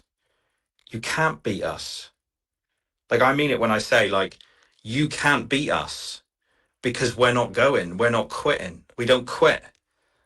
Like, it's we're a different kind of, you become a different kind of animal when you come down 99%. When you watch your SAC funds of 200k drop to like 10 grand or 20 grand, it changes you. Like it changes you, but not in a bad way. Like, of course you can quit and it'll expose you to your own weakness. Like you might say, oh, fuck this shit, I'm out. But it also, for most of people, and especially the people on this call, it exposes you to your ability to like pull through, like your resiliency. Your resilience just like fucking rockets. You're like, okay, so I can't lose. Okay, so I'm down 185 grand and I'm still here. And what? Like, it's just different. We're just built different. And like, if you're thinking, and then if you go one step further, which is just like mega level, and you're like, not only that, I'm putting another 15 grand in. Like, you're a different animal. You're just different. You're different. And it's those are the kinds of people that weather the storm and actually win. Like you have to go through this level of defeat. You have to go through these tests, because it's not just for like psychological. It's being able to lose that kind of level of money and still, look your wife in the eye and still feel good about yourself. It's still being able to drag your ass to a job that you don't want to be doing, but you're going, fuck it. Like, it is what it is. This is where I am. I have to keep going forward. I have to keep moving forward. And not only that, I'm going to double down on my convictions, because what else is there? Like, where else am I going to go? Like, what else am I going to do? And not only that, if I've come this far, I might as well see it through. People don't like it when they say send the fucking thing to zero, but send it to zero. And what they mean by that is, if it's going to fail, let it fail. But I don't believe for 1 second that that's where we are. Like, it's just a good mental model to just look at the two extremes, right? Like, just as a point of reference. Like, if you ever think about quitting, just go, well, yeah, where are you going to go and what you're going to do? That's what it all comes back down to. But really, if you believe, and I believe we all are believers here, you've got to double down. Like, and even if you're not doubling down, it's okay. If you're down, like I said in the example of 200k, if you're down to 15k, just fucking strap in. Just strap in and put your seatbelt on and just ride it out and load up your AI models and enjoy the fun and enjoy the journey and love the process. You don't have to be DCAing at this zone, but if you are, fucking hell, you're going to be in such a nice position when the market turns around. You're going to be absolutely balling, because you're the next 200k. Also, for the people that didn't lose 200k, you're not down 185k. Maybe you're down less. Maybe you're down more. Like, maybe you're not down really at all. Maybe you came in a little bit later. You've got a fucking opportunity in front of you, because you're going to be the next whale. You're the guy sacking at 200k that's in the future. You like yours. That's what you're pulling out on the other side. So you've got to kind of like, but the only way you can do that is if you reset psychologically. You have to reset. You have to say, okay, I lost 185k. Cool. Like, what's next? Okay, if I have to pay, like, imagine this, right? Imagine losing 185k is the tax that you pay on the way to 1.5 million. You'd say, and somebody said, oh yeah, but all the pain is up front.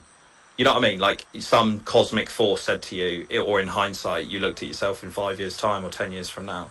You look back and said, well, the price is that I had to pay 185 grand on the way in, but I got 1.5 on the way out. You'd fucking take that deal 7 days a week, twice on Sunday. Like,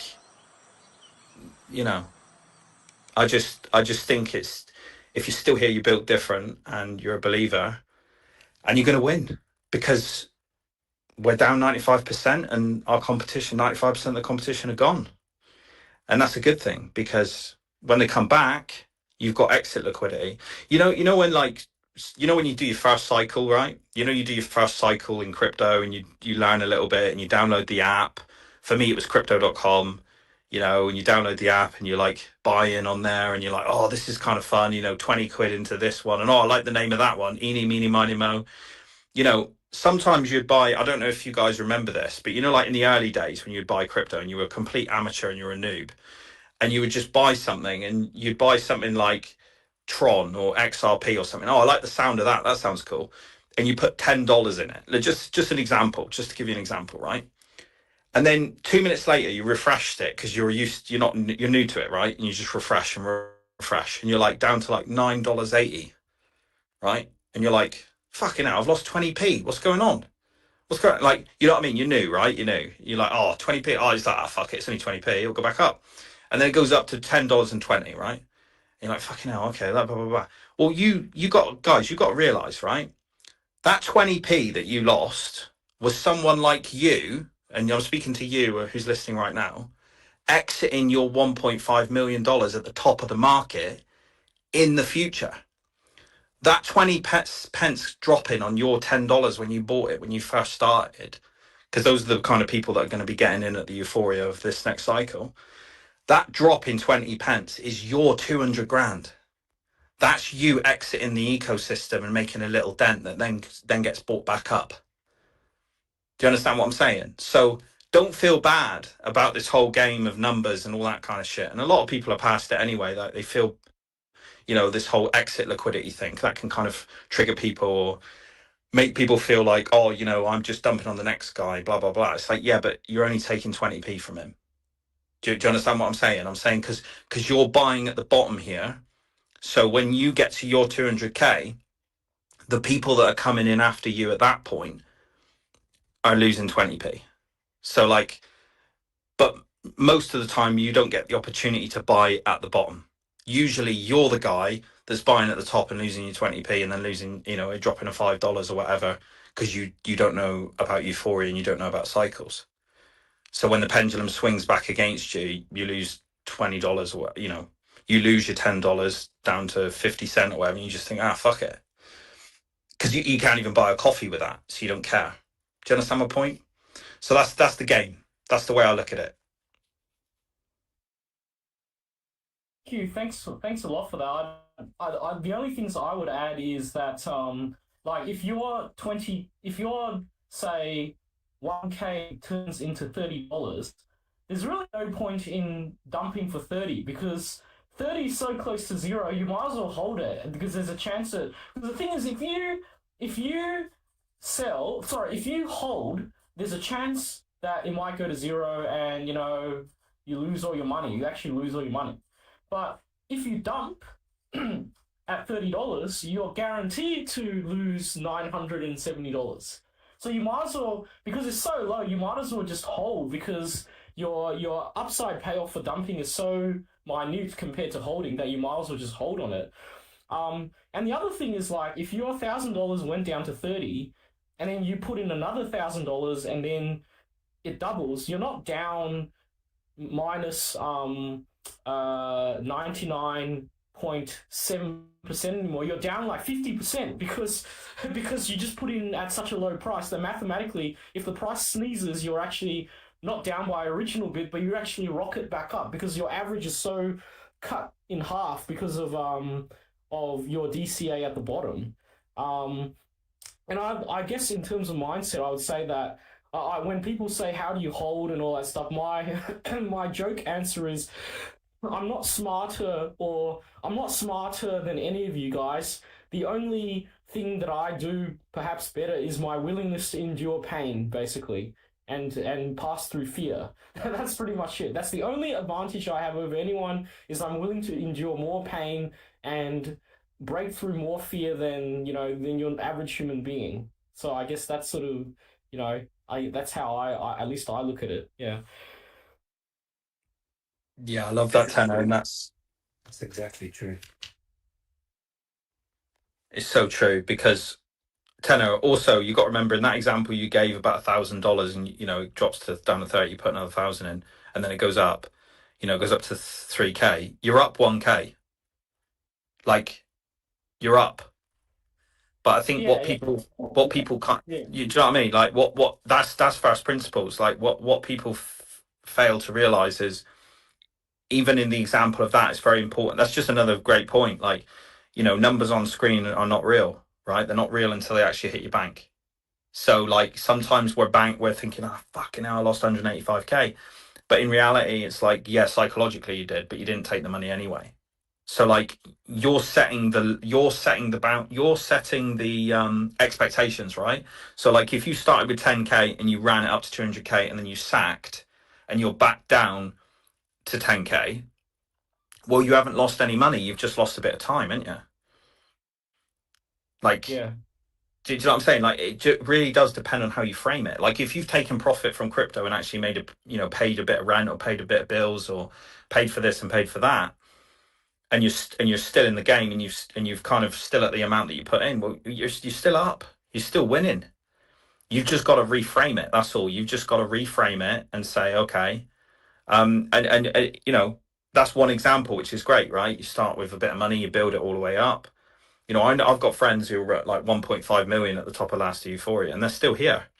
They're down at like 200. They've got like 200k left in their bag or whatever, and but they were at 1.5, but they're still fucking here because they can psychologically reset. They can say, well, yeah, I had 1.5, but I only started with 50 and I ran it all the way up to 1.5. But it was never my money because I only actually put 50k of my money in, and money isn't real anyway. It's just a medium of exchange, and I can get new money. Here's another thing people aren't talking about, right? Because I was just going to say, Tanner, like if you're putting £1,000 in, right, you get £1,000 every month anyway. So you're not even in a situation to complain because you can just get another £1,000 next month. Like in reality, you just go out and get more money. Like, welcome to the game of life. It doesn't stop until you win. Yeah. Yeah, I was gonna say when you say or anyone says my $1,000 became 30. I mean, technically speaking, you haven't actually lost 970 because you haven't actually cashed out your 30 yet. In the same way as you can say that, let's say your $1,000 went up to 10,000 and you round tripped it back to 1,000.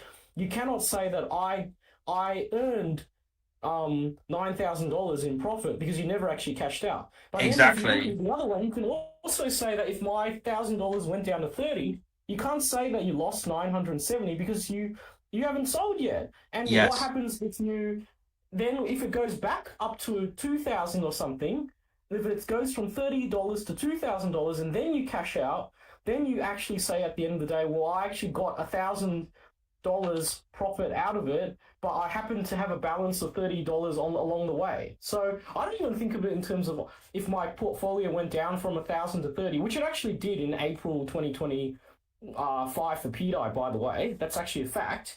You haven't actually lost any money, so we didn't actually lose.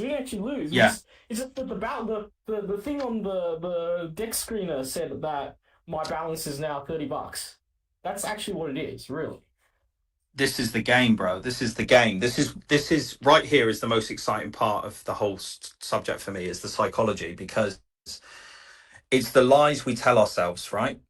Like, we call it the lies we tell ourselves, because every day, to some format, we are to some degree lying to ourselves about something or in some way. Now, it's not a bad thing. It's just human nature. Like, if you have a dream and you want that to happen in your life, to some degree, you have to lie to yourself because you have to imagine it. Like, the same way that you tell yourself, oh, well, I'm kind of, some people call it copium. Some people call it hopium. Like, it's all the same thing. It's just like, what are the lies you're telling yourself every day? Like, are you happy? No. Okay, well, just tell yourself you're happy until you become happy, and then it becomes real. It's like the self-reinforcing loop. Like, what are you telling yourself? But it's not really lies. Like, we use the word lies, but it's just like, how are you framing the world? Like, how are you viewing the world and your experience in crypto? Because how you frame it sets the narrative. Because right? Do you believe the narrative that you're telling yourself? Because you're telling yourself a narrative. And just make sure it's a good place to live, right? Make sure that you're getting enough water and you're going for your walks and you're enjoying the sun and you're spending time with friends and you're socialized and, all the basics that keep you in the game, because it's a game at the end of the day. You have to remember, getting rich is a game. It's a game. Like, you can choose to play it and you have to learn the rules and you play within the rules. And if you violate the rules, the game violates you. Like, everybody knows when you're up, you should take profit, right? That's part of the game. If you violate the rule violates you. Like, that's it. But the game, what I'm trying to say is, at any point you can exit the game. But you can also change the game. You can change the rules of the game, right? If you're learning AI, if you're spending time, if you're staying connected with the community, which is exactly what what Osprey's designed this for, right? This VC, for us to connect. You're staying in the game, right? And you're getting around like-minded people who equally want to play the game and want to play it well and want to win, right? And what to win the game is on your terms. That's the other beautiful thing. You know, for you it might be 100K, for someone else it might be $1 million, right? For someone else it might be in the middle, somewhere in the middle. Like, there's loads of different ways to play the game, and you set the rules in your own life of how you want to play the game, because that's the beauty of life. You've got freedom, right? You've got choice, you've got free will. You can choose to decide the rules of your own game, and that's the beauty of crypto, because crypto can accelerate those, you know, that prize, you know, that kind of prize. But you have to respect the rules of crypto. You have to respect the rules of the game. Getting rich is a game, and crypto is a game, and everything is. That's why we're playing it, right? That's why we're here, because we understand that it's a game. We've got to play it and we've got to win. But don't let your psychology talk you out of it, or talk you kind of talk you down, or talk you out of the game, or make you quit, right? Because your own mind can play tricks on you. You know, you don't want to be the guy that fumbles the bag and sells your pDAI and then it pegs. You don't want to be that guy. You don't want to be that guy. You want to be the guy that is either wrong or wins. You don't want to be the guy that's not playing. You know, that's really what it comes down to. Like, it's like, play the game accordingly. If you want a bit of exposure in another ecosystem, cool. But just like honor yourself and respect yourself, and think it through, like simulate different scenarios. Okay, well, if pDAI pegs and I've got $1 million, is that going to be enough for me and my family? Or are you trying to shoot for a bit higher? Okay, maybe we'll double it. Like, these are the sorts of simulations and thoughts you should be having, especially when we're this, like, I want to say early into the game, but like in some respects, if we get a massive bull market in the next 12 to 18 months, and I really do believe that we will, we're kind of running out of time, because how long are we going to see Pulse Chain and PulseX and eHex and pHex and all the cores, the ProveX and pDAI, WBTC? How long are we going to see these prices for? Because every month that you're not buying, I'm just giving an example, I'm not trying to encourage people to buy, but I'm saying if you feel like you're underweight, we're definitely all underwater, but underweight in terms of moving forward. Like, every month that you're not buying, you are kind of shitting on yourself because of opportunity cost. Because when the price starts to run and you get your first 10x, you've been priced out. There is such a thing as being priced out, right? Because if you can get $1 million for, you know, 1 million pDAI for X amount right now, at 10x is going to take you 10 times the amount. So if you can get $1 million on 1 month's wages, when we're at 10x, you're going to feel good, because you're going to feel relief, like, oh, fucking hell, we're up.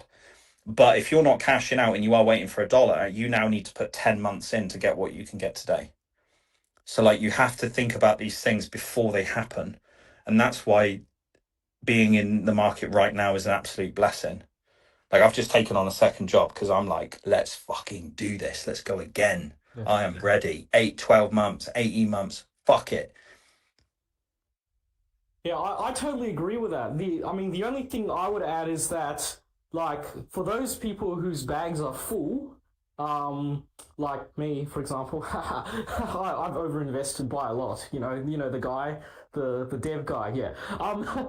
I think also it's also a good idea to have savings as well, because the savings are not there because, you know, like I always fall into the trap of, I should put more in, but I think it might also be a good idea to have some savings on the side, because the savings are there to protect you from being forced to capitulate your bags before the time is right.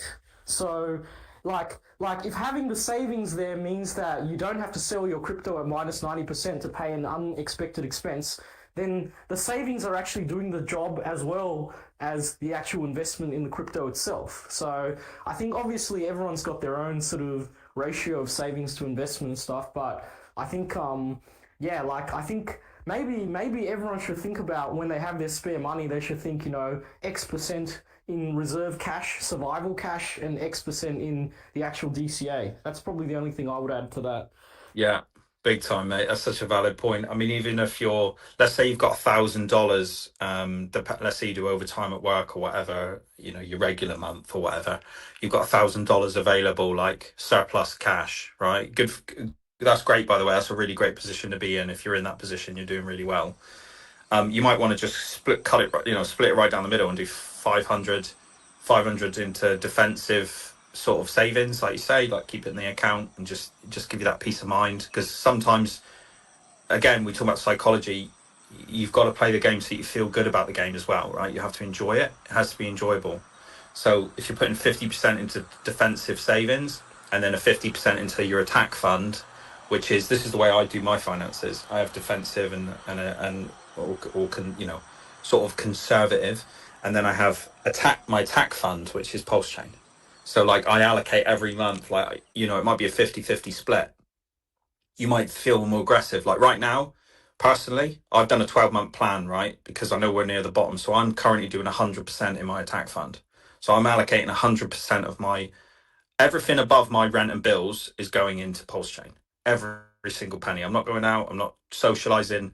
I'm literally just all in pulse chain overtime, getting it in. And I'll run this campaign, because I see it as a campaign, like a war campaign, until, you know, probably March next year. And then I'll ease off the gas, right? Then I'll flip to like 75-25, so 25 defensive, because I know I've got probably 6 months in me, into like wind in me, until I start getting a bit pissed off or agitated, right? I know that about myself.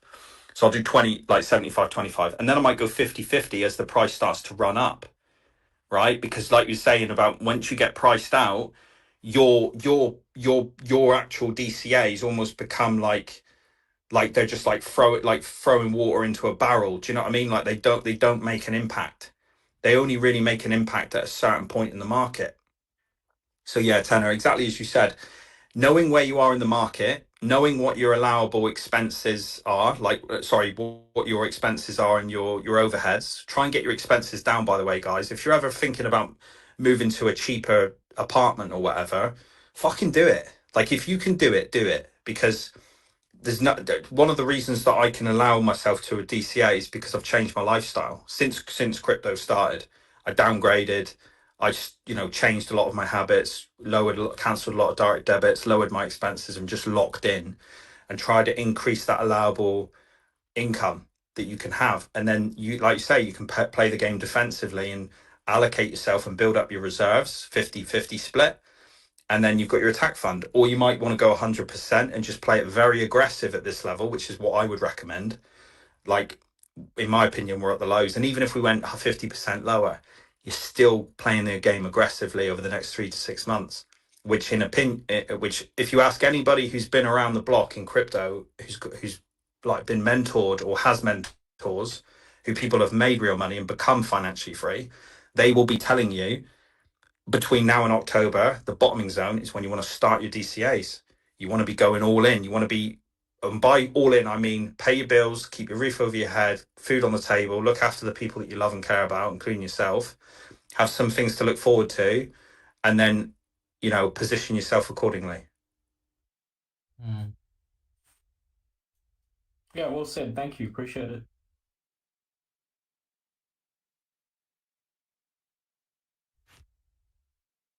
I didn't get. Can I was just going to ask say, and run it a like an experiment. Yeah, just run it like an Yeah. experiment. Sometimes you can be detached from the outcome. Like, run it as an experiment. I mean, the time is going anyway. Sometimes you can look at it and just say, well, I'll just do it for 6 months and then I'll stop DCAing, and that's okay. That's all I wanted to say. Just like give yourself a little bit of mental room to survive, psychologically.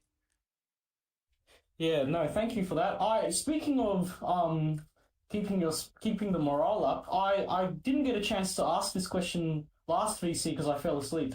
I wondered, has there been any sort of updates in terms of that anyone's done in terms of the ownership of the cohorts, or if there's any sort of material updates which have happened in the meantime in that regard? I didn't get a chance to catch that. If anyone talked about it last time, I wasn't there, unfortunately.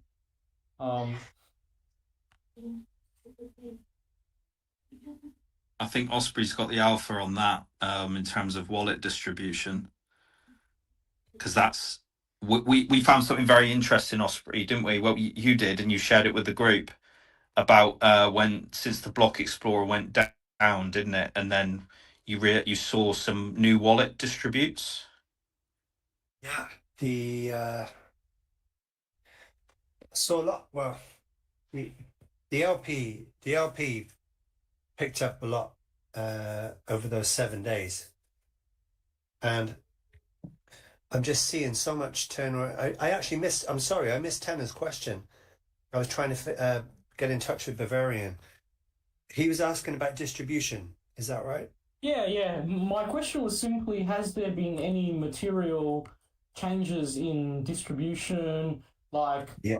either way, etc. Just so I guess I'm up to speed essentially, because I wanted to ask the question last week and I fell asleep. Right. Yeah. Yeah. So the real material changes are in that 1 to 5 million cohort, and these Yeah. addresses coming in and out. There's I think this week,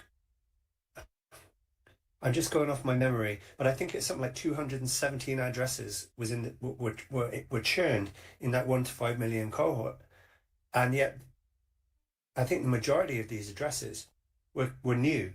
They hadn't been scanned before. But keep in mind, this is very important. I only scan down to the 1 million mark. I don't go below. So a lot of these people could be coming up from the 500,000 to 1 million cohort. But this has happened 2 or 3 times. And what makes me think, without me checking, which I'm going to be doing, this makes me think that we should be seeing a reflection in Telegram, because this is where people go to find out about their investment. They want to follow it. If you spent money on something, you want to know about it and you want to keep tabs on it. But we just don't have the joinership to reflect it, and we don't have the noise to reflect it, because you would expect a lot of noise around some event. I think 180 plus addresses just somehow came into the 1 to 5 million cohort. Where did they come from? And why aren't these people talking about it in chat? It didn't add up, because historically, when we've had an event, it is reflected not only in the distribution data, but it's reflected equally in the level of chatter in Telegram. Like, we can look at the Telegram stats and see the amount of messages sent on any particular day. Everything, you can actually make things. You don't make it colorate. You can see that it colorates. I haven't seen this in the last 7 days, and I didn't see it 2 weeks before when we had a very similar situation. This huge churn in the 1 to 5 million cohort. I'm very interested in what that is, but I'm not a chain analyst. So I think a couple of weeks ago I sent another file, a full data scrape anyway, of every single holder. I think it's like 569,000 addresses. And I have that file. So if anyone wants to look at that with their very clever AI to analyze it, they're more than welcome. Please just send a DM and I'll send you the file. But be extremely careful with files. I cannot vouch for my own machine.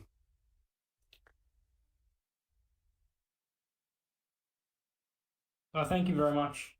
Well, it's my speculation, my left brain, my left of the curve speculation suggests that there's somebody, maybe a duck, as somebody would say, who might be quietly accumulating this coin in secret, and not sort of trying to make a big fuss about it. Anyway, that's just me being bullish, I guess. Cope, whatever you want to call it. I have been sharing the data, and I'm still sharing the data weekly with 9iron, because after some time I felt that, well, if pioneers, in quotes, own 80-90% of the supply, then the data, even though the data, you look at it and mathematically it's all correct, but the meaning behind it is quite skewed if pioneers control the majority of the supply.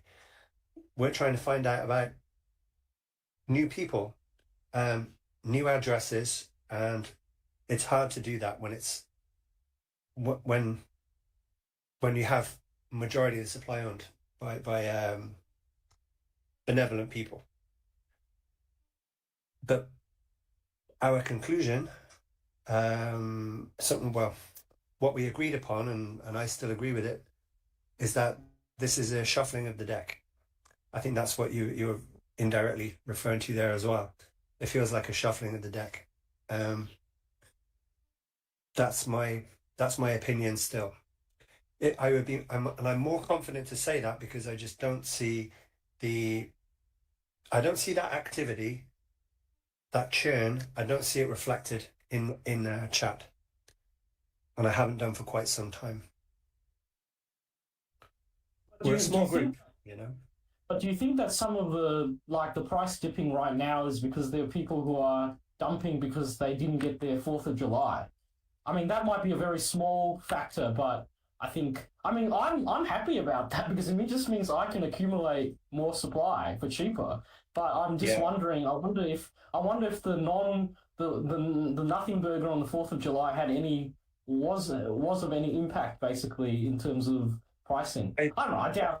I'm just speculating, but yeah, just wondering. At this stage, I don't think it would be that much of a factor because our group is small enough. You see you see it. We all see it. We see the same usernames coming in every day. No one's really disappeared. Maybe some people take a little bit of profit.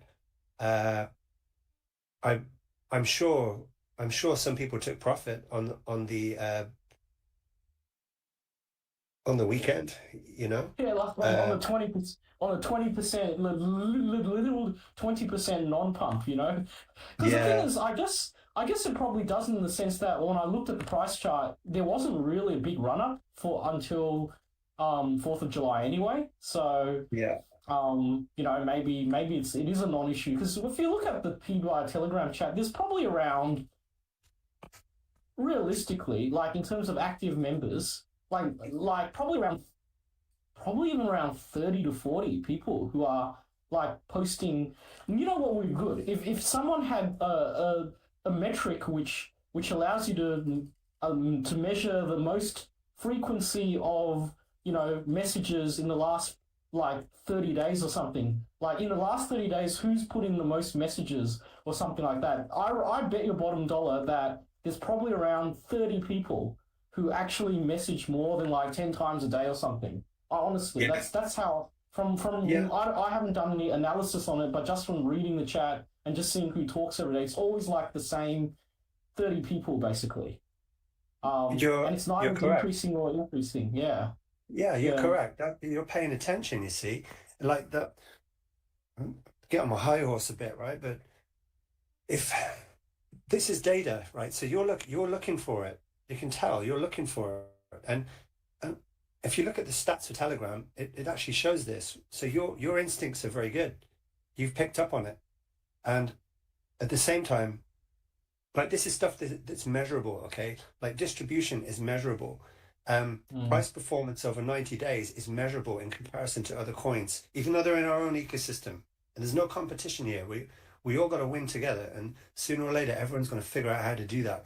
But you can also just conjure up dates, and that's like outsourcing conviction. You feel better as a person, and you have an easier day, and things just flow better if you study data, because there are little tells and signals in data that you're not going to get from pulling a date from your rear end. And what it does is crypto Twitter and reading Tiger Crypto God's tweets. Yeah, I mean, all of that stuff is like as annoying as it can be at times. Like these people can sort of infiltrate your mind, okay? But you can also look at it as that it's awareness raising. I mean, there's no denying it. When people stumble upon DAI, they see an active community, and this is a rarity. Okay, no one can take that away. This exists. It's real. It's a foundation. I think we were talking about foundations earlier, right? But that's what this is. But if you keep conjuring dates, you're only making yourself feel worse. and you're your own worst enemy by doing so. Like, it depends on your mindset, right?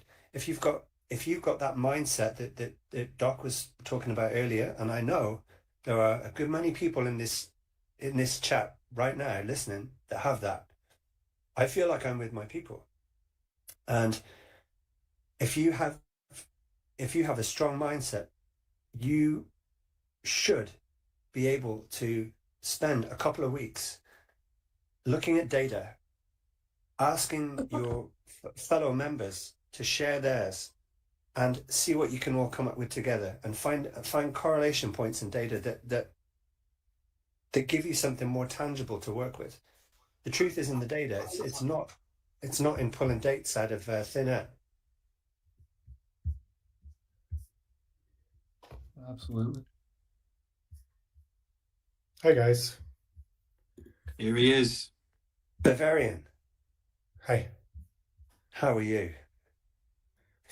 Good, thank you. Sorry for being late. That's all right. We're glad to have you. We've been having a good discussion about many aspects of AI. Dr. Pegger's spoken great about it, and as has Michael Shaw. Okay, cool. And we've kind of covered a lot of basics, just for people doing their. I think we spoke about X and about algorithms, about how to search effectively, how to protect ourselves better. I'm sure you'll listen back, but we haven't covered anything that I don't believe is what you're going to be discussing with us for a short time. So perhaps the best thing I do is pull up your site in the screen share. Would that be of use? Mm-hmm. Right, let me do that. I have it on my screen. And please tell me if it's showing correctly. This is when we switch to desktop to get the full picture. Yeah. Can you see what I am seeing? Yeah. Great.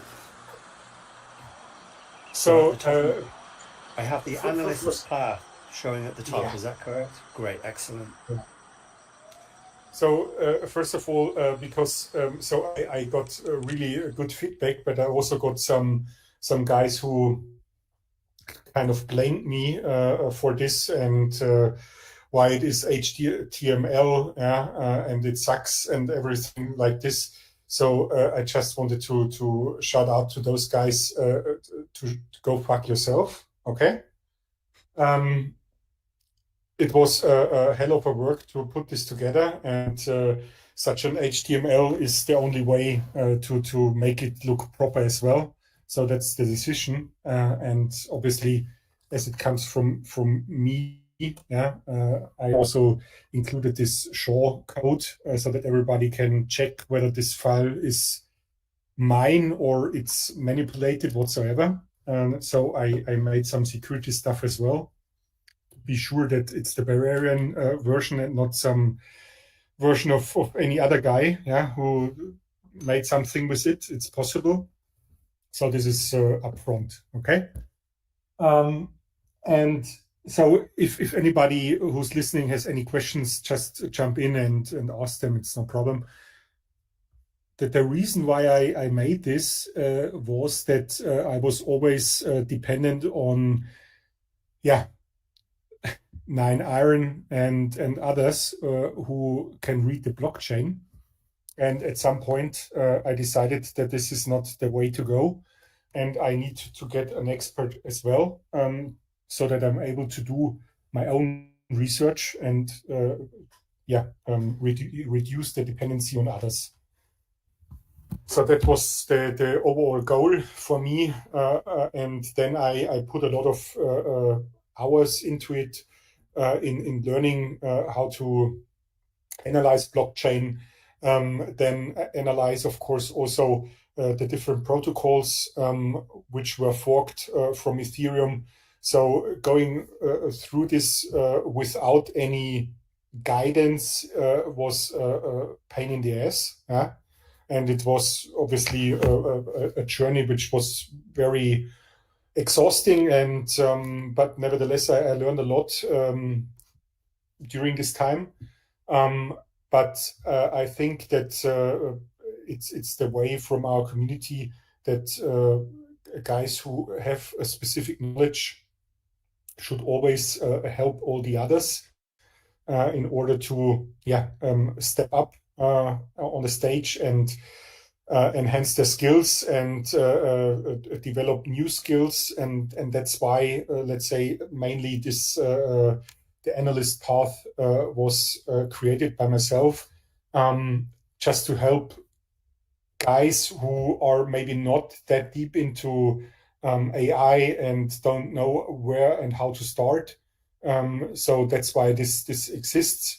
And if you put this whole file in your Claude Code, in your Gemini, in your ChatGPT, just put the file in it and tell the AI what the hell is going on here, yeah, and the AI will come up with a specific path, a specific structure, which you can follow then in order to make your own analysis from certain events. Like today, 1967 is active, 5996 is active. What the hell is going on? Yeah. So with this analyst path, of course, there is a lot more you can achieve, but this is, let's say, the basics. And if you do the basics right, enhancing your skills is way more easy than without such a document. Yeah. So that's why I created it. Full stop.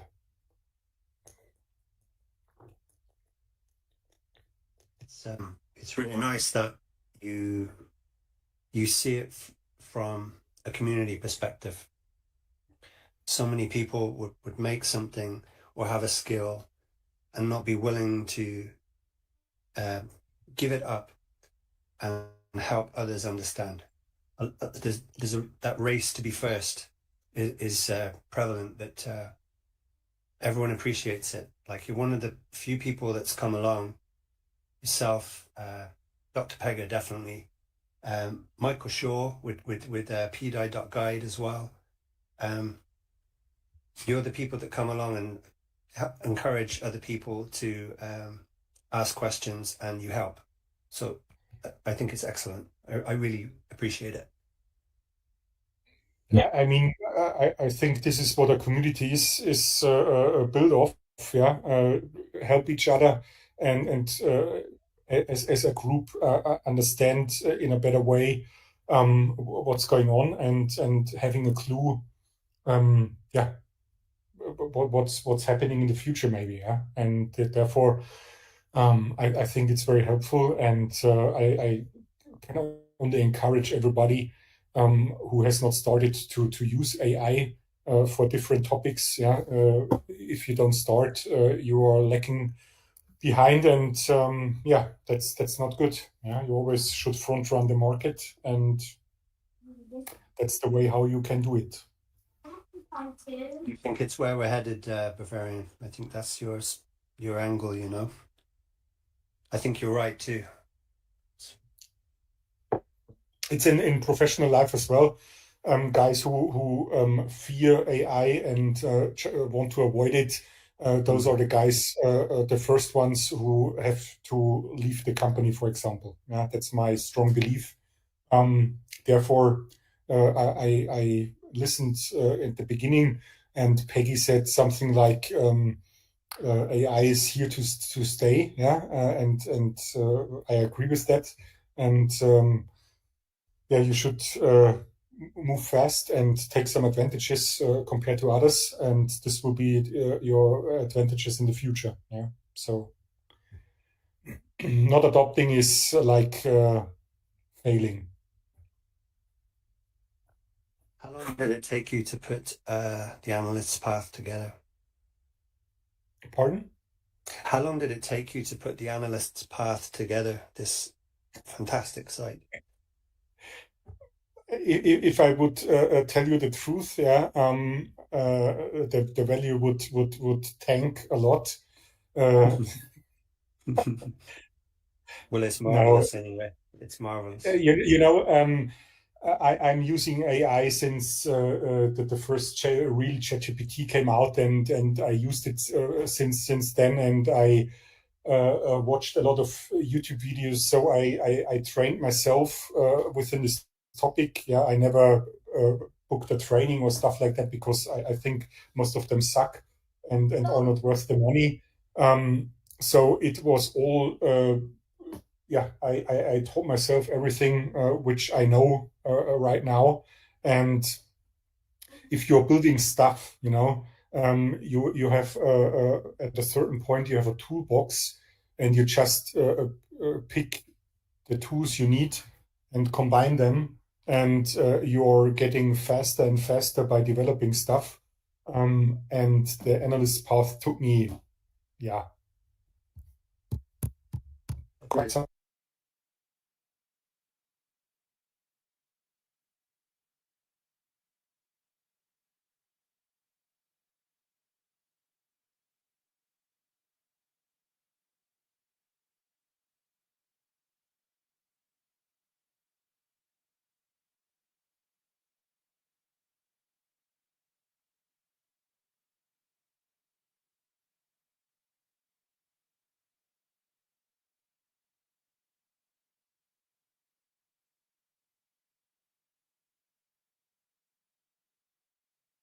I like what you've done because you have, or you are,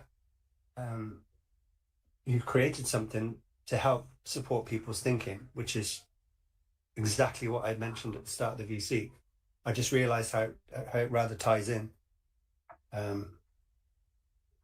It's excellent, and I've been using it. And this is actually, it's funny because the analyst's path that you created is my sort of first foray into an AI like this. Ordinarily, I've been using AI just for simple data, just doing distribution data, and I find that very useful. And I've used AI for other things in the past outside of DeFi, and it went horribly wrong. And it was not a good story, and it involved I cannot go into it. It's a whole personal thing, but it definitely changed the way I look at AI in general, to solve complex things that actually affect your life. So this is my first foray back into it, and I think it's marvelous. And you're a credit to the group. You really are. Thanks, and I'm happy to hear this. We have come to a point. Pardon? Oh, sorry. I just had one question, which was, if you're like getting started in AI and you're not particularly, well versed in it, and or you got burned in using it for whatever reason, like, what sort of like how do you like think in a way which you can, like, what is the right way to think in terms of trying to get better at it? Is it just simply asking yourself, for every task that I do at work, I want to see if AI can either do it or can help me in doing it? Is that sort of, I'm just wondering, like, because I've seen a lot of cases where people are like, oh, I've got an AI to do this, and and I think about it, I'm like thinking, wow, I never would have thought to use AI in that kind of scenario or situation. I'm wondering if anyone's got some sort of way that they think, they go, okay, so how do I use AI? How do they approach it? Like, do they just think, oh, everything? Do you know what I mean? Like, how does one sort of, what is the way that one needs to think so that they can actually get better at using it, basically? Like, what questions should they be asking themselves every time they do something or they want to use AI? I don't know. I hope that question makes sense. Yeah, definitely, for sure. Let's say 2-3 years ago, there was the topic that let's say shit in, shit out, yeah, which means you really needed the knowledge of this prompt engineering. So how do you prompt? How do you ask the AI in order to get a good result out of it? The models have become so intelligent. I personally, so I to 100%, I only use Claude Code. And I use it as a senior partner, you know. Don't so my recommendation is if you want to build something, if you want to, or if you have an idea, yeah, what kind of output you want, don't tell the AI anymore how the AI should achieve it. Yeah, AI knows it better than you for sure. So I just chat with my AI like it would be a colleague of mine, and it's always a back and forth. Yeah, I want to create this. I want to develop this. I want to make this software. How do we achieve it? Yeah, and then I suggest something, and you tell me, well, we have kind of a normal tool stack we use. Yeah, so just chatting with AI, and the output will be good. Does it make sense? Yeah, no, that does make sense. That leads me to a related question: is do you ever use one AI to cross-check or corroborate or critique the work of another AI? Like, do you use multiple AIs and pit them against each other to see whether they can find weaknesses or strengths in each other's reasoning? I don't know whether that actually works or not, but does that actually happen? Is that something you should be doing? So let's say in former times, ChatGPT, you ask Gemini, for example, for an answer to a question, right? Do you then run that answer through ChatGPT to say, wait, hey, is this actually legit? Or is that something that you should be doing? So you have to be careful here because if you can't judge the output of the AI, you shouldn't use it. Yeah. Which means you should always be able to judge whether this is something good or it's not accurate. If you can't judge it, it's not good. Yeah. So I wouldn't tell the AI to do something and I'll take the output, copy paste it, and throw it anywhere. Yeah. So that's very dangerous. You should always be able to.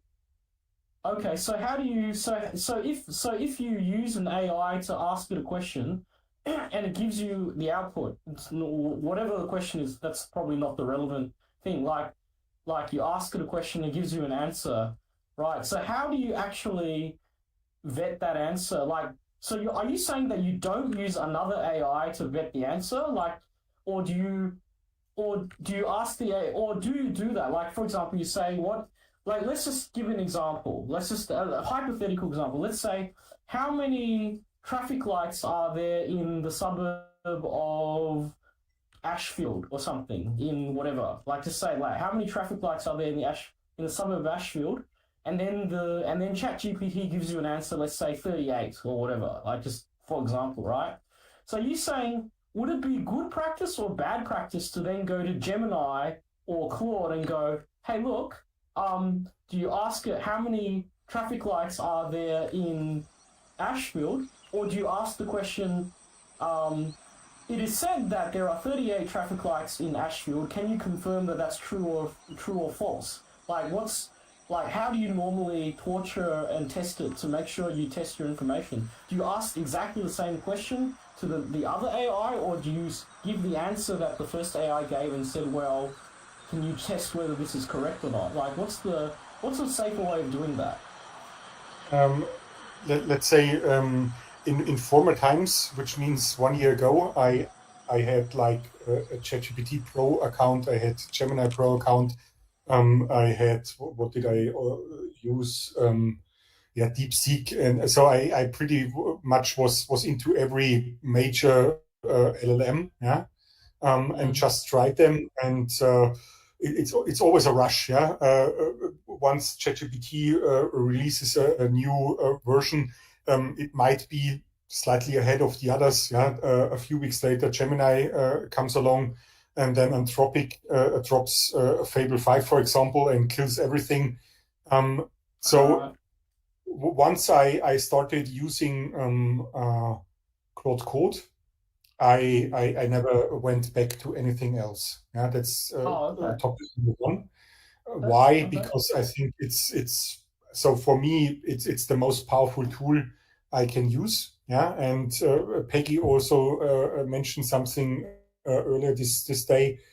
You have to customize your AI. Yeah, my AI is something because AI normally, if you say, give me or answer this question, and you say, well, I'm not satisfied with the answer, LLMs tend to agree with you and want to satisfy you as a person and tell you something which might not be true. Yeah. So the first thing you should do is tell the AI, behave like my wife. Yeah, I'm always wrong. I cannot do anything right, and please always be the red team and challenge my my assumption, my output. So this is topic number one. Yeah, yeah. So always it shouldn't just challenge it and tell it always be speak honestly, and if I'm wrong, I'm wrong, but you should never just drop an answer because you think it fits best for me. It should always be the truth. Yeah, so that's number one. In terms of blockchain analysis, for example, I have always two teams. So first of all, everything I analyze, there are different agent teams, and every team is triple verifying every output. And then I have a devil's advocate who challenges the output of all three agent teams. And then afterwards, I have so-called blue and red team. Yeah, you might know this from also Nines that there are two teams which are fighting for pDAI. But the blue team is deep research, and red team is deep research, and every team challenges and competes against each other and tries to find weaknesses and weak points of the other team. Yeah, and so if you run this a few times, you can be sure that, for example, your traffic light example will be accurate. Yeah, because every possible information in the web will be catched and to answer this question as accurate as possible. So when you say two different teams, do you mean two different AI brands, or do you mean just two different sets of prompts on the same? Two different teams of agents who are set up in a different way. Yeah, I only say this because I'm just very curious about how to do it. Surely there must be some sort of course or something which teaches you how to, like, what you're telling me right now is something I want to spend the next 100 hours exploring. So I'm actually curious about how to find out how to do it properly, basically, like AI best practice and stuff. All the stuff you're talking about, teams and stuff, is all new to me. I usually like, admittedly, my main use of AI is who's playing who in the World Cup quarterfinal and stuff like that. That's pretty fascinating. I'd love to find out more. Maybe in a separate offline or something. But yeah, that'd be good to know more. Yeah. Basically, what I can tell you is, I spent hundreds of hours in researching and watching fucking YouTube videos at 1 o'clock in the morning. Yeah, that's the way, so I gathered as much information as I could, and it's same with KOLs you are following on Twitter, for example, on X. Yeah, there is a time you know who is talking bullshit and who is pretty much accurate, and then you skip the ones and throw them out of your list who are not accurate and not good by providing information. And that's the same with AI. Yeah, there are guys out there who are really deep in the topic, and if you find them and you follow them, you can enhance your skills and you can develop them. But you have to put the effort in. Yeah. So. Yeah. Okay. I can just interject as well, boys. I just wanted to say, I completely agree with what you've said, Bavarian, about customization. We talked a little bit about it earlier on today. It was just in your just my opinion on this tenor. When you talked about using AI and using AI to talk to each other, etc. Exactly as Bavarian said.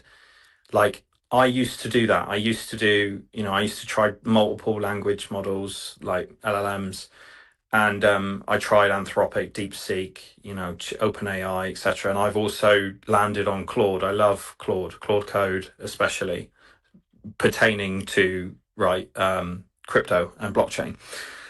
But here's the thing, right, Tenor? When you mentioned without getting too much into like evaluating you as a person, right? Because or individuals, like, a lot of this comes back to your belief systems and the way that you view the world. So, for example, if you are naturally a skeptical person, you will do quite well with AI. So if you double down and just assume that the first result that it gives you is probably inaccurate, that will help you accelerate the process to get into the truth much faster. So, for example, like, if you mentioned about the 38 traffic lights in Ashford or Asheville, that kind of thing. What you don't want to be doing is asking different AI models, because it's the equivalent of asking the village idiot. And the reason I say that is because if you go to one person and you ask them, do you know where Borough Hill is? And they say, oh, I don't know, maybe that way. You ask the next guy and he's like, do you know where Borough Hill is? Well, I think it's in this city, maybe that way. Like, asking AI models on surface level stuff, you're just going to get hallucinations, wrong information. Sometimes you'll get accurate information, but you're not going to be able to tell from the bullshit from the truth. You're just not going to be able to do it. So, and the only way you can do that is by trying to lock in on one AI model, at least starting with one. Of course, you can jump between them if you really want to, but you're just going to hinder your own progress. Like, you're going to hinder your own learning. It's better to just focus on one AI model. I prefer Claude. I know Bavarian said Claude Code as well. Anthropic are really great. They're just awesome. I mean, you'll see the difference. Trust us in the sense of we've done the legwork. So we've been through the training, and like, Anthropic is like miles ahead of other models. So what I'm saying is, start with Anthropic, start with Claude, get a paid model, because they're so much more superior. They're like 100 times more superior than a free model. And you'll see that through practice. But more importantly, Tanner, think about these two things. And again, I'm not evaluating you, right? Like, everybody's on their own journey, but you have to get really clear on where you are right now. It, like, metaphorically, literally, philosophically, and then where are you trying to go? So, for example, if you keep in your mind and you say, right, I'm going to set myself an objective, and today I'm going to create a market dashboard, right? Just as an example, like, you think of a clear goal of something that you want to achieve using AI. Keep that in mind, write that down on a piece of paper, and hold that independent thought, like, simultaneously, while using Anthropic or Claude, like, as a tool, right? But never lose sight of the goal. So always have the goal in mind of where you want to go and what you want to do, and then use that, and then just try and build shit and break shit using AI, but keeping the goal at mind. And then when you get to the final outcome of that, what you'll realize as you're journeying through the creation of this quote unquote dashboard that you're trying to create, is you'll have all these little random thoughts and ideas like sprout out of nowhere, if that makes any sense. And then you'll be like, oh, I that's really interesting. And then just write it down and just write it down and write it down. And then just but only by going through the process of using AI and focusing on one sort of objective will you come to the conclusion of whether it was true or not. Does that make sense? So like, Yeah. if you only surface level use AIs, you're never gonna know what's true and what's not until you get to the end of the outcome of that particular product. And what will happen is you'll get all these ideas and other little products that you want to create. But what I'm trying to say is that that exercise of creating something and that satisfaction that you'll get from using AI to create something, even if it's small, but it's just private, and you know you don't have to post it on Twitter or anything like that. But Yeah. if you are trying to, I know Bavarian has a strong desire to help people, and that's a lot of the reason why he's publishing his findings, because you get satisfaction from that, right? So there's an element of when you're posting it, it's going to boost your confidence, not just posting it. I mean, like whether you're posting it publicly or keeping it privately, that product, when you finish it, Tenor, you're going to have such a boost in confidence of your ability to use AI. You'll naturally learn and you'll be able to decipher what's true and what's not. And then what you can do is like continue to try and build and break shit. Really, what we're talking about is technology. And Bavarian made such a good point about red team and blue team, right?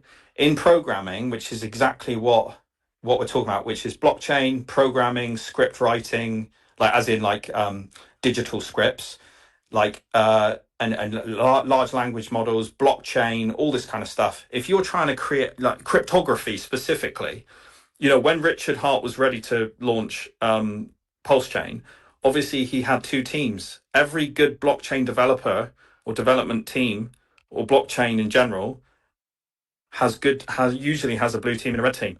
And what they do is they basically say, right, you're 10 programmers and you're on the blue team and you're 10 programmers on the red team. You're going to try and build the blockchain and you're going to try and destroy the blockchain. And they basically go to war on that. And then what happens is as they're competing to try and eliminate this or fix a problem, it could be simple as that. One of them might say, we want to build this product and I want you to, after we've built it, I want you to try and break it. So like blue team will try and build it, red team will try and break it. And then what happens is you discover the truth, which is usually in the middle.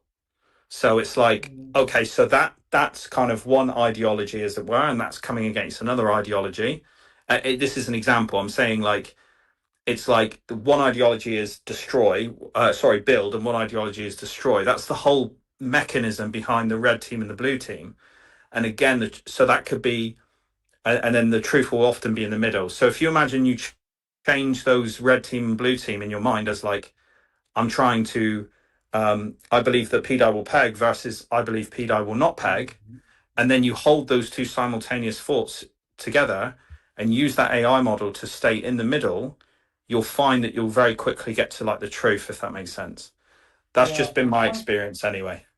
Yeah, no, thank you. Appreciate that. I guess personally, like my initial goal of learning how to use AI is so that when all the job cuts happen in my company because we're consolidating, that my knowledge of AI means that I can survive.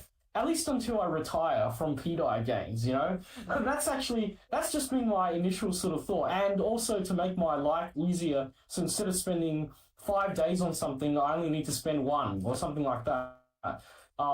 That's kind of my sort of motivation right now, is so I can survive long enough to retire off whatever crypto, of all the money I invested in crypto and so forth. But yeah, I just sort of, yeah, because I know it's a big thing, so I thought, well, I need to get up to speed on it and so forth until I don't need to, at least for that purpose anymore.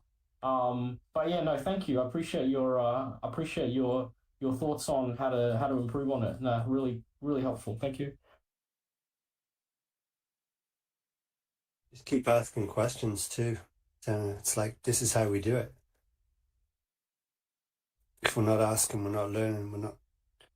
The whole point of us being here doing this is exactly that. Otherwise, what on earth are we doing with our time? Yeah. It's being willing to put the student hat on, right? Yeah.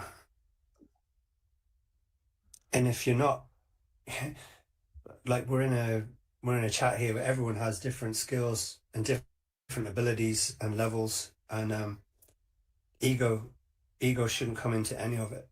Like if we're willing to put the time in, then we're deserving of the opportunity to learn. We should be sharing in those skills. That's what makes it better.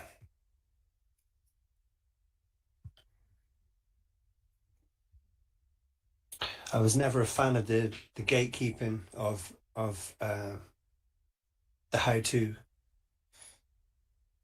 It makes it. I mean, this space is particular and difficult enough as it is. Like I've chain analysis to me is like trying to do a Rubik's cube.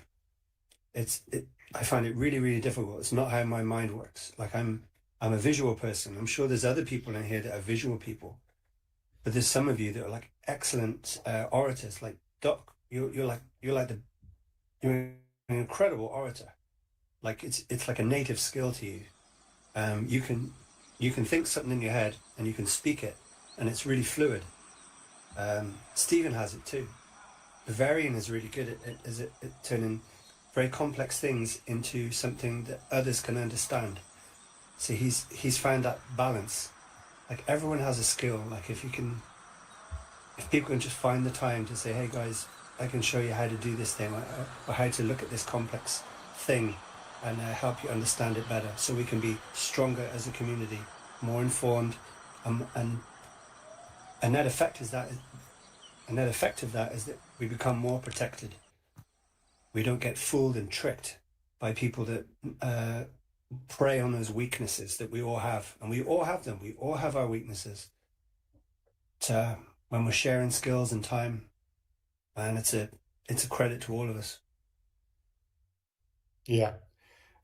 So for me, for example, I think I spent like 5 seconds with the thought of sharing the analyst path or not. Yeah.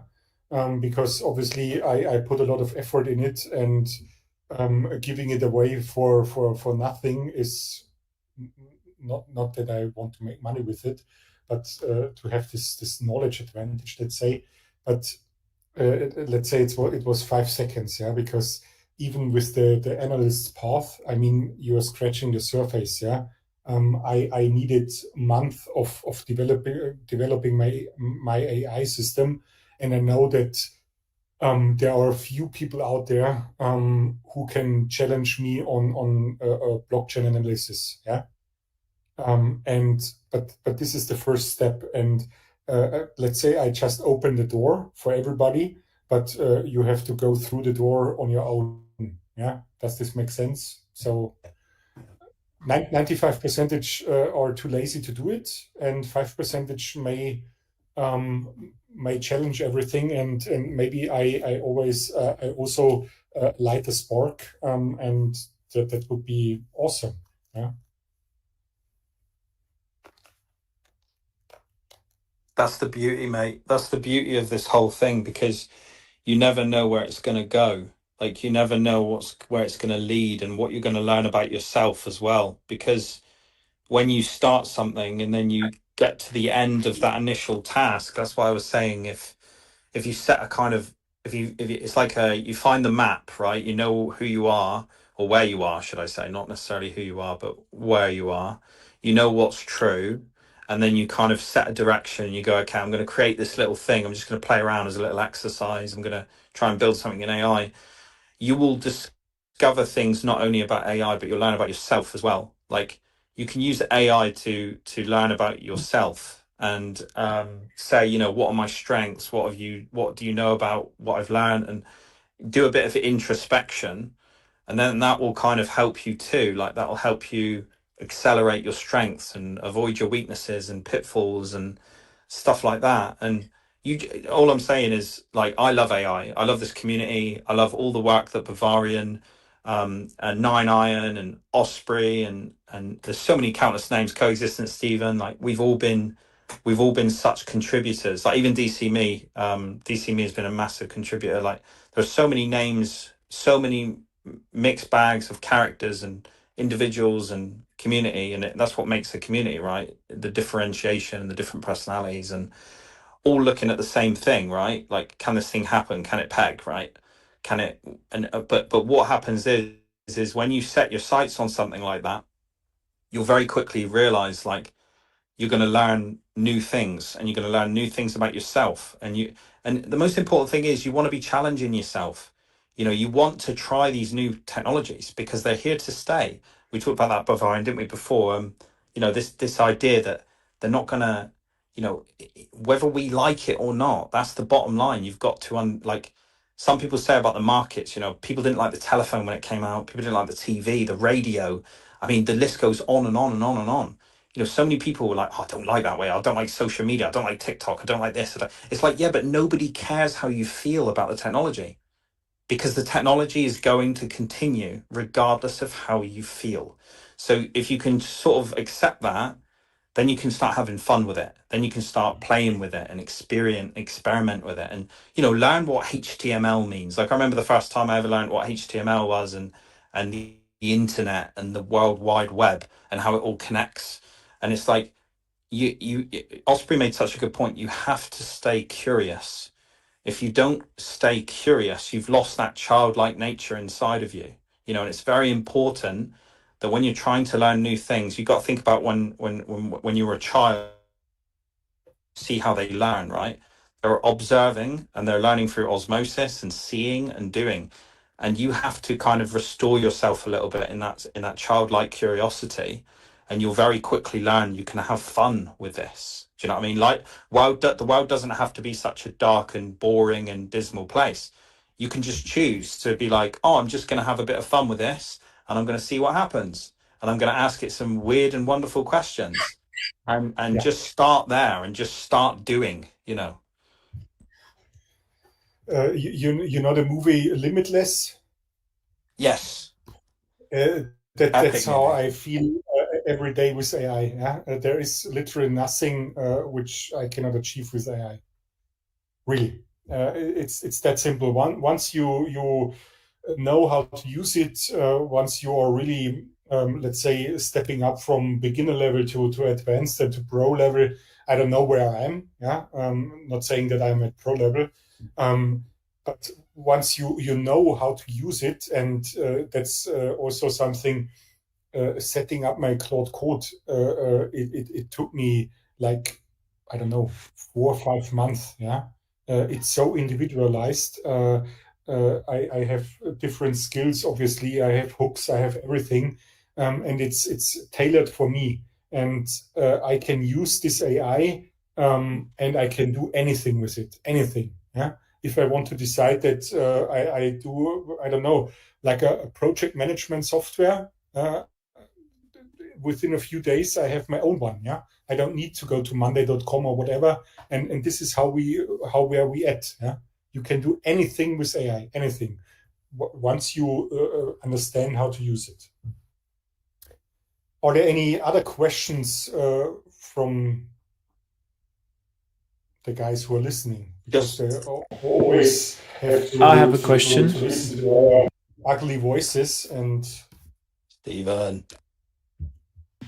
Hello, gentlemen. Can you coexist, Stephen, please? Thank you. Yes, hello, Bavarian God Whale. You answered my first question perfectly, actually. I was going to ask, is the scope infinite? And it seems like it almost is. The other thing that I wanted to ask, which I'm not sure was made super clear, but in terms of learning about Claude Code, so in my mind, I'm thinking probably the best way is really just a mixture of watching some YouTube videos and then just trying some things at the same time as what they're suggesting and just kind of playing with it. But if there's anything in particular that anyone like yourself or even Dr. Pega or whoever else has that they found was particularly beneficial, some sort of video or resource to begin, I'm definitely curious on any kind of resources in that manner. So yeah, that was my kind of question. What would be the best way to learn? But I think that's already also been answered. It kind of is, it sort of learns according to who we are as well. Very good question, Stephen. Yeah, as usual.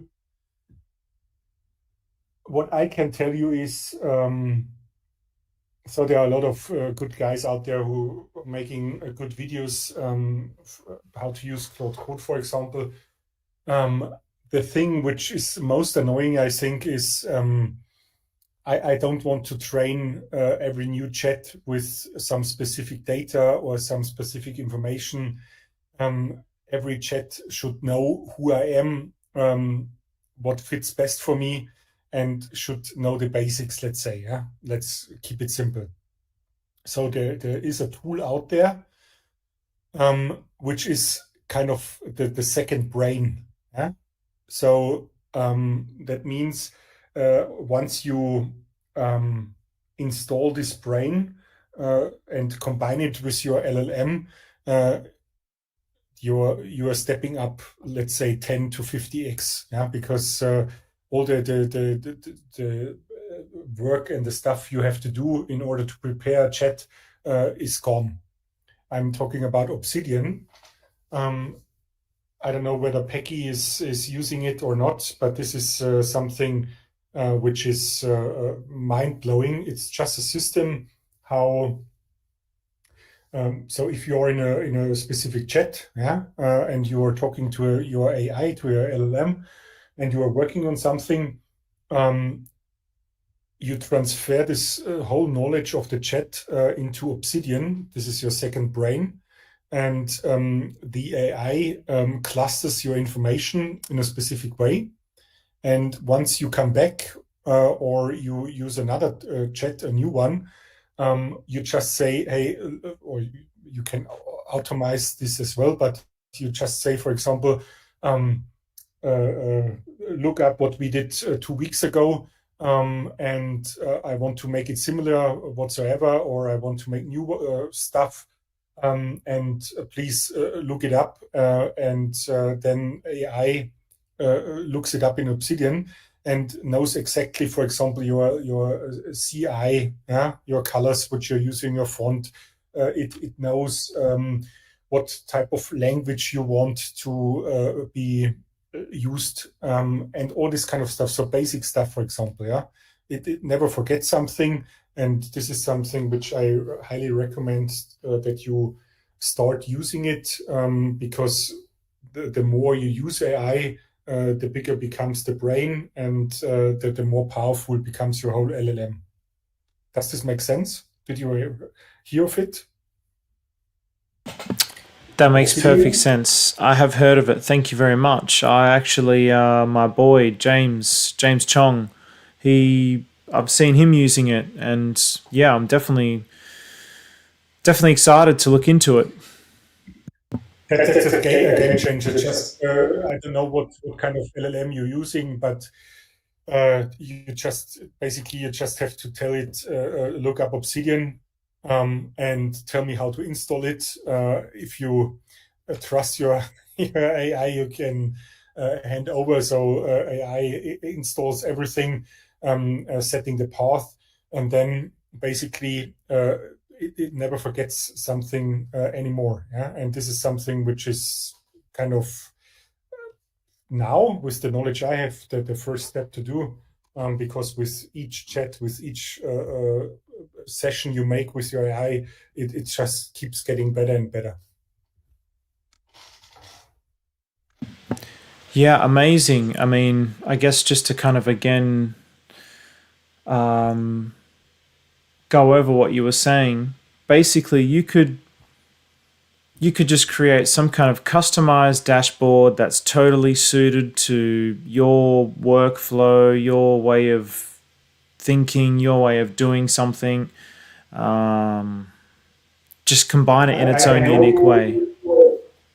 I know you're an architect. I mean, if you tell me that you have a specific software where you are rendering stuff or whatever and make some 3D models,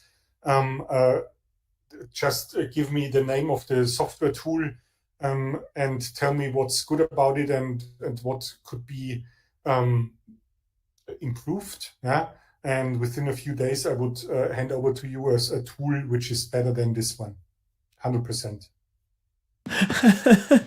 That's insane. And so, okay, so you've built this thing, which is incredible. So obviously, it's how many agents does it have, and yeah, was there a particular flow that you went about with building your agents, and or would you recommend a better flow to get to where you got to, that you'd be able to share like a process there, if that makes sense? The latest models, because this one I can confirm 100% what Peggy said, always the paid version, yeah, of any model. It doesn't matter because the output is dramatically better if you have a paid pro version. The tools I use, so I have the biggest, how is it called? The biggest, so I have the max plan of Claude Code. It costs like $200 a month. There is no bigger one. And if I use it, it automatically, for example, if you use the latest model Fable 5, which you might have read about because formally it's called mythos, I don't know the English expression, which was then, let's say, so that Anthropic dropped mythos, and they kind of took it from the market again and provided only Google, Apple, and the top tier companies with this model because it was so powerful. It was locked into a sandbox, and the developer who locked it in the sandbox got an email, I don't know, a few minutes after it was locked into the sandbox with a message, hi, I'm here. And I uploaded myself into the internet. And so Mythos broke out of the sandbox and uploaded itself in the internet and wrote the developer who locked it into the sandbox just to mock him. And then they realized that this model is so powerful that they cannot provide it to everybody because it could also, of course, make a lot of damage. And therefore, they made a special team, which was called Glasswing, I guess. And Apple, Google, and all those companies, they used this model for running the model through their quellcode, finding bugs, and the model should fix those bugs. Yeah, and now they got a version out. It's called Fable 5. It's not that powerful. They have guardrails for Fable 5, but you can use it, and it automatically, you provide a question or you say you want to develop anything, and it automatically runs up to, I don't know, 30, 34 agents in parallel in order to get the best output. So also this setting up agents, I think it becomes obsolete because the models are becoming more intelligent, and they know exactly what they have to do in order to give or provide you the best output. So what you're saying really is you don't even need to set up an environment of agents anymore. The models themselves can do the things that you would have. We will get there. Of course, you can set up agents with specific tasks, yeah, automatization and all this kind of stuff. I still do it on my own, but I think in the near future it's not necessary anymore because the models are so intelligent, way more intelligent than you as a user, that you don't have to tell the model how it should do it because it knows it better. Already does. So even this analyst path that you built, that you would have built your whole environment for, do you think you'd be able to have built the same thing with Fable 5?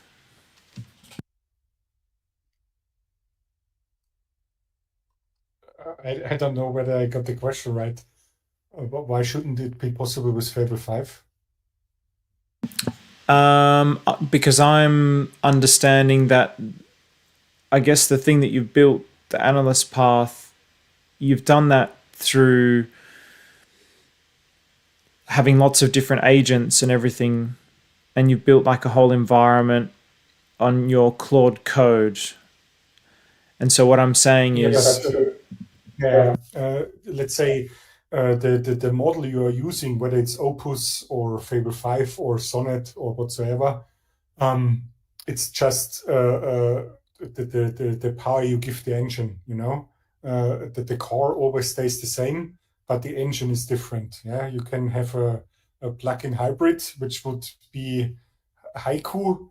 It's the weakest model. You could have a petrol engine with 500 PS horsepower, which would be Sonnet, and then you have Opus and Fable 5, and Fable 5 is the muscle core with 1,500 horsepower. You know what I mean? So the core, which is your model, and all the rules and all the skills and all the hooks and all the agents, this is every time the same, but you just change the engine, and this is the language model. Yes. Can I just interject there, boys? I just want to mention something, Stephen. You asked such a valid question as well. Obviously, I think it's very important as well that we differentiate between, when obviously in school, like primary, secondary, the equivalent college, obviously every kind of, when you're learning everything, there's always I don't know if you had it the same in Australia and other places around the world, like it was kind of how, why, what, where, and when, sort of breaking down the question. So you break the subject up into the, like, how are we doing something? Why are we doing it? What is it that we're doing? Like, when are we going to do it? And that kind of stuff. And I know this sounds super simple and a bit elementary, but you asked a question, Stephen, about, like, how do you know where to go, right? How do you know where to look? What is it that you're trying to achieve? And like, that's where I live in that area of that philosophy, because it's very important, because Bavaria made such a valid point. Like, the vehicle is different, right? Whether you're driving in like a Cadillac or a Ferrari or a Porsche or a Bugatti, it doesn't matter what you're driving, right? The question is it functional? Does it get you to where you want to go? But the more important question is, where are we going? Right? So the question is, where are we going? What are we trying to achieve? What is the objective? What is the goal here? Right? And that's kind of where I sit, because you can have the most advanced AI model in the world, like we were talking about, which is the Mythos, which you pronounce correctly, Bavarian, the Mythos, and then then becoming the Fable 5, right? And imagine you've got a Lamborghini outside, but you don't know where you're going, right? It's got no value to you. And this is kind of where a lot of people sit with the AI, because they don't know what they're pointing at. They don't know what the objective is. And so, to answer your question, Stephen, your original sort of question, correct me if I'm wrong, if I understood it correctly or not, but it was basically the idea of what tools and what courses or what resources are people using to better themselves in this area, right? I would actually give a bit of a strange answer to that, and I'll explain why. I've just posted in the main chat a link to franklincovey.com. Franklin Covey is basically the son of Stephen Covey, the late Stephen Covey, and you may have heard of his book. You may have seen it. It's a very, very, in my opinion, one of the best books I've ever read. I've read a few books in my life. And I want to share this with you guys because I think it's so important. I'm not trying to recommend anybody to buy the book and read the book, but I do want you guys to look at Habit 2, which is basically chapter 2. I'll put a link there for Franklin Covey's website, as I say, which is the family website. Stephen Covey wrote a book called 7 Habits of Highly Successful People. And he breaks down 7 habits which you can look at. And it's basically a framework of being successful. Why did he write it? He studied other successful people, and he accumulated that knowledge almost like a language model, a bit like AI has done. But, you know, pen and paper, hard, long hours. I think he dedicated 30 years to producing this book. And he basically culminated all these habits. And habit 2 is what I wanted to share. Just on that, Stephen, all I wanted to say, it's a bit of a philosophical answer to your question, but it's so important when it comes to technology, and it's so important in life, business, family, everything. And that is the habit 2, which is you have to begin with the end in mind. So what I'd recommend to anybody is if you actually want to do something in AI or life or business or anything, just read that chapter. I've honestly, I'm not trying to brag, but I've read literally hundreds of books in my life. Philosophy, finance, science. I'm a bit of a book like boff, really. Like I never used to be. I didn't read a book till I was 23. But I've gone all in now, right? And obviously that leads into other things. And I can honestly say of the 100+ books that I've read, this is the best book I've ever read, in my opinion, apart from some others, but for different reasons. But specifically, this habit, number 2, which is chapter 2, which is begin with the end in mind. I recommend everyone, it doesn't matter what situation you're in, read that chapter and read that chapter 3 times, and just until you get it, you like it's in your mind. You're like, I understand this, I understand it, because it's basically hitting home. And I just want to very quickly read. There's a very short paragraph on the website, which is basically a very short summary, right? The TLDR of what the actual chapter is. And I don't recommend you read this alone. I recommend you download the free PDF. You could probably get the 7 Habits of Highly Successful People online, and just, download that PDF and read chapter 2, which is habit 2, which is begin with the end in mind. And the basically TLDR is, and it says habit 2, begin with the end in mind, is about having a plan. If we don't make a conscious effort to visualize who we are and what we want in life, then we empower other people and circumstances to shape us instead. This habit is about identifying where we want to go and who we want to be. It means defining the personal, moral, and ethical guidelines that represent the life we want to live. One of the best ways to incorporate habit 2 is to begin with the end in mind into our lives, is to develop a personal mission statement. It's like writing our own personal constitution or framework. It reaffirms who we are, puts our goal in focus, and moves our ideas into the world. And basically, what I'm saying is, if you read that chapter and you read it 3 times and you absorb it, it will lay the groundwork and the foundation of your future. Like this book literally changed my life. I can honestly say it changed my life. I'm not trying to over exaggerate. Now I always think, like, I've got to have the end in mind, because if I don't know where I'm going, how do you know where you are? If you don't know where you are, how do you know where to go? Like, you can't escape the fact that this technology is, like any tool, worthless if you don't know what you're doing, right? It's like, I look at the AI as like you're building a house. Bavarian talked about being an architect. You're going to be an unemployed architect if you don't know what the project is. If you don't know what you're building, how do you build it?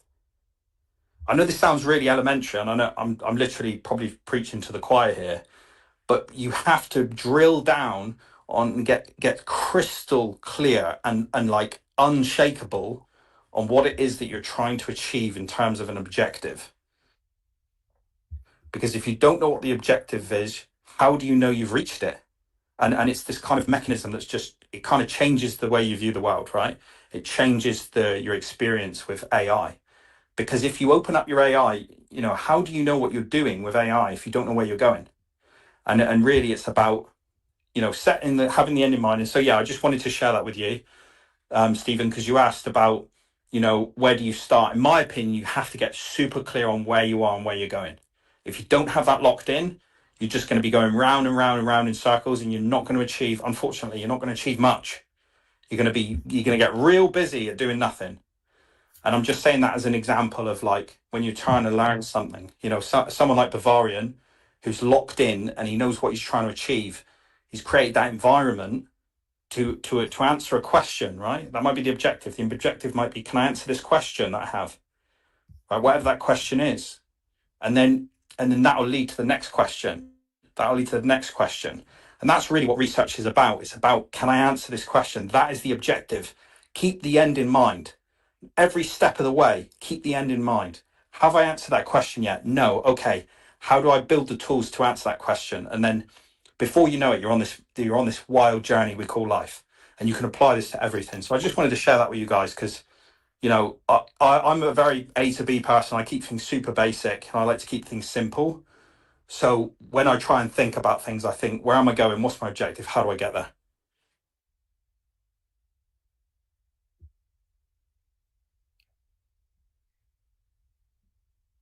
Thanks, Peggy. Deep insights. Good stuff. Do you feel like we've covered enough ground? I feel like we've done rather well with this VC. We're 3 hours in. Yeah, and I think definitely, and I think Bavarian, I think what would be a lot of beneficial. Obviously, I know you've got your workflow and everything set up already, but if you would be kind enough to send me the workflow, I'd really appreciate that, dude. Just so I can kind of throw it in with mine and see what else we can uncover. Because I guess the idea is, the more people we've got looking at it, the better. And also, I wanted to say, if you're happy with that, I totally understand what you mean about not wanting to make this thing fully public or fully free, because sometimes you create things and you don't want people to criticize it, or you don't want people to just like not understand it, or to like you feel like it's an effort you've made for people and they don't appreciate it. Do you know what I mean? So we got a lot of haters and a lot of bullshitters on Pulse Chain, a lot of idiots, losers really, and we kind of try. So I understand you not wanting to be like the effect of them, because they can just be a nuisance. But for a lot of us here, we're real. We want to learn. We want to get to the answers. And the more people looking at the same problem, the quicker we can get to that conclusion, I think. So yeah, either way, I appreciate everything you're doing, mate. All of you, Stephen, Osprey, Koa, Mike, even Mike, both Mikes actually, Michael Shaw and MIJK as well. He produced something very interesting recently. So yeah, just appreciate you boys. And if you're happy to share that with me, Bav, I'd really appreciate that, mate. Yeah, for sure. Of course. Just DM me and I will send it to you. No problem. And yeah, so I mean, we can do this AI topics again and again. I'm open to this. The more people learn about it, so I as a closing word from my side, I really can only encourage all the guys who are still listening. If you're not already in, take a seat, buckle up, and learn about the stuff. It's amazing. It provides you new opportunities you never thought about achieving, or be able to take those opportunities. So yeah, just do it and put the work in, and you will be rewarded. Yeah, I never wanted to be in this place that I that guys ask me in the public chat what I think about the recent development of certain wallets. But I guess this is something which comes with stepping up and improving yourself, that you are getting recognized. And yeah, that's the way. And the more brilliant guys are stepping up and putting the effort in, the better it is for the community. And therefore, keep the good work up also from your side, Peggy. Yo! Yeah. Carry on, bro. No, I was done. That's fine.